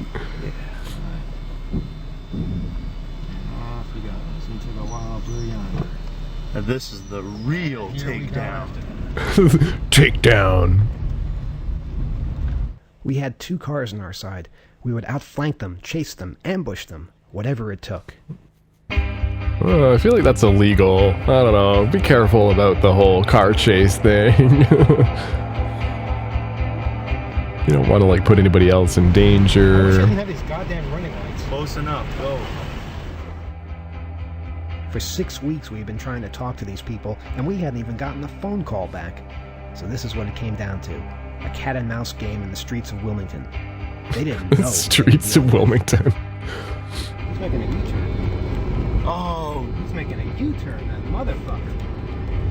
Oh, Oh, God. he's getting gas. Oh, man, there's a boat in the way.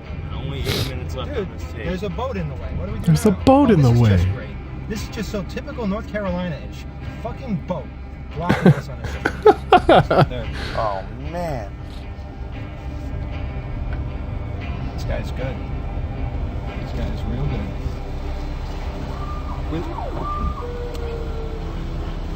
It's about that way. I think they know we're behind them. They made a U-turn, went to the gas station. Oh, really? Yeah. Okay, that's fine. Did they then go that way? They did go that way. After they made the U-turn? They left the gas station and went that way, huh? They went that way. When? Right after the gas A few station? minutes ago. I thought maybe you'd come by. So they're headed that way. Where? So let's go. Let's go. Where are we going to go? Forward. Even if we go forward at maximum warp, we can't catch them because they're doing the same thing. Let's face it, guys, we lost. They beat us. They beat us.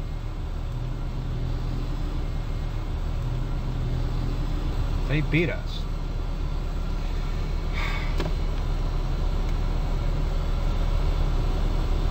Shakes? Yeah. Shakes. Shakes. There's always the outside chance they'll get a shake too. We had failed. We never found Shimamura. We never got to talk to the takedown people. And we never got past the lobby in any of the corporations we visited. Worst of all, Kevin was still in prison. 1999 saw the Free Kevin movement reach a fever pitch. The media wouldn't cover it, so the message went out over hacked web pages.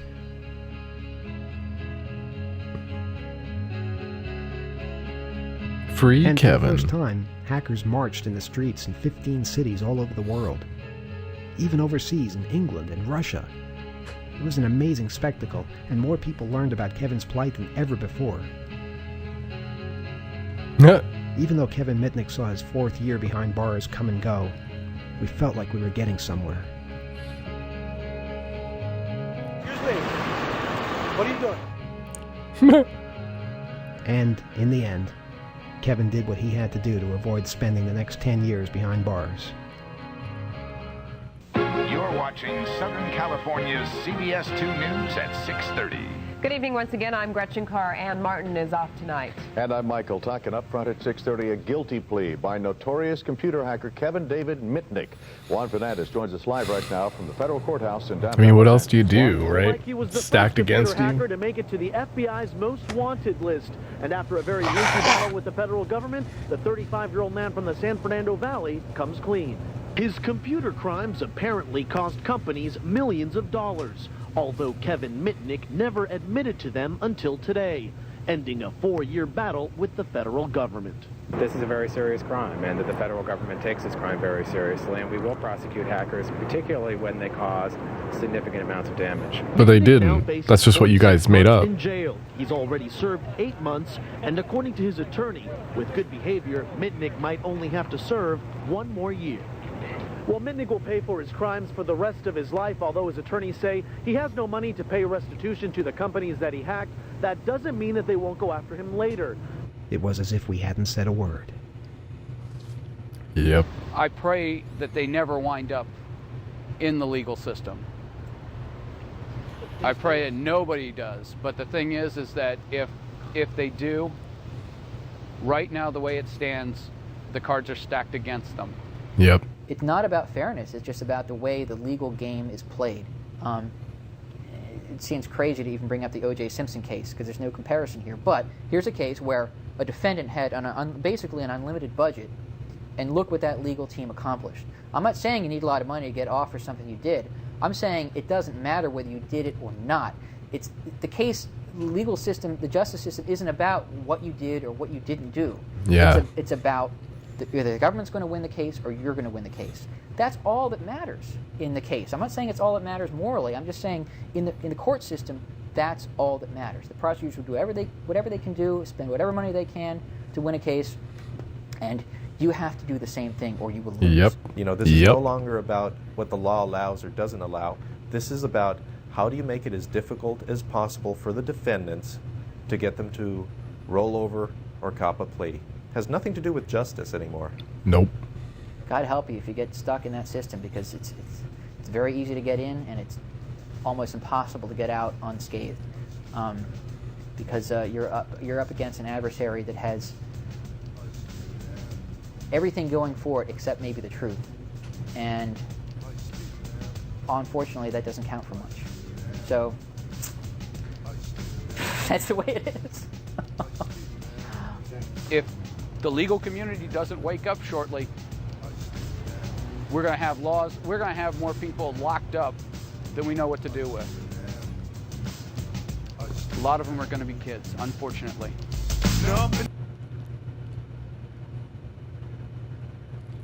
It's just getting muted because of like copyright or something weird, maybe? I don't know. It's like when the music kicks in sometimes, the audio cuts out, so I wonder if they just didn't record it.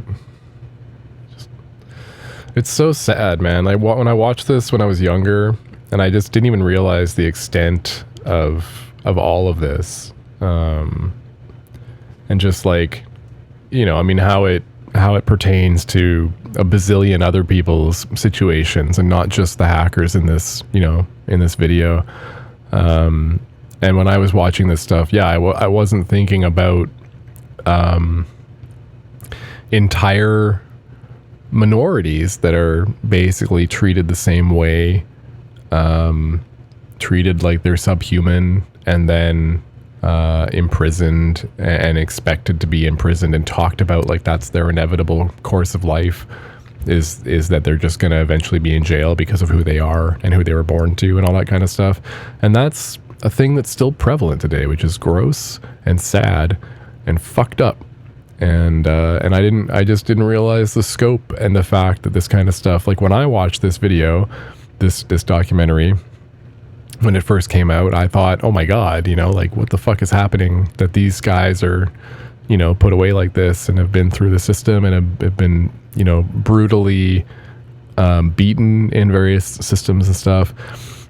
And it was, I was just like learning about even just the fact that happens. So like I was not thinking at all about not only does it happen, but it happens to entire swaths of people that are not accounted for at all in this video. Yeah, it's just kind of wild how like my brain I wasn't there. I wasn't thinking about that at that point. I hadn't expanded my thinking to realize that that this was like not necessarily a universal suffrage, but like definitely a suffering that, or not suffrage, but suffering that that many other folks have been through unfairly, just as unfairly as what these guys went through. And their stories don't get told, you know, they just get eaten up and spit out. And like, if you don't tell their story, then nobody knows that happened to that person, because it's just like, it's just part of the ability of the system to just kind of swallow you up, and nobody's going to report on that. It's not profitable to report on your little case, right? Yeah, it's just kind of an eye opener, right? Okay, Sakai. Good night. Have a good one. Thanks for being here. I really appreciate you. And yeah, we'll catch you again. Hoping the audio kicks back in here at some point, because I would like more audio. I don't know when. Maybe we're just at the end. I think we are at the end anyway.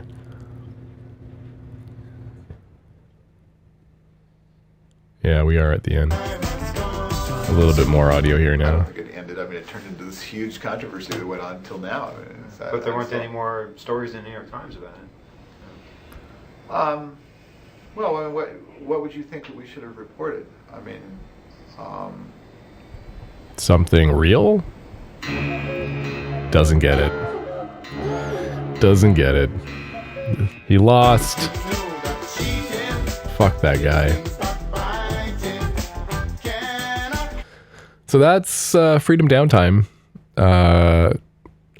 put together by the 2600 magazine people as a way to spread the news about Kevin at the time and get the word out, and also use it as a way to like fund that whole process.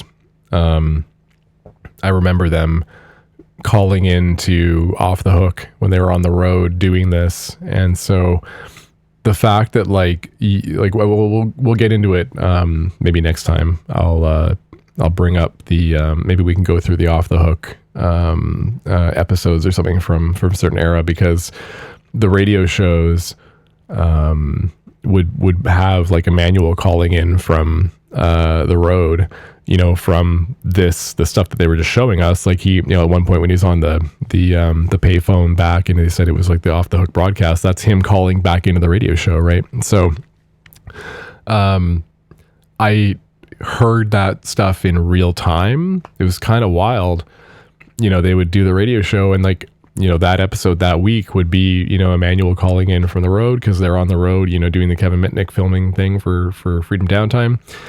And you would just hear, you know, the account. Emmanuel just tell you like what they've been up to and how things are going so far, who's talked to them and all this kind of stuff. And that would be on the radio during this actual event. You could hear the live sort of like updates in real time. You could like follow the creation of this documentary by paying attention to the radio shows and everything up and like during this time. So it's just I don't know. I thought that was really cool. It made an impact on me. It definitely made an impact on me when I was a younger me. Being of the, you know, the hacker mindset and thinking that, you know, everything is, I don't know, that a lot of the systems out there are broken and that they're left broken on purpose. And that if you point that out, then you become the target, right? And it's still pretty much a problem today with that kind of stuff too. You end up with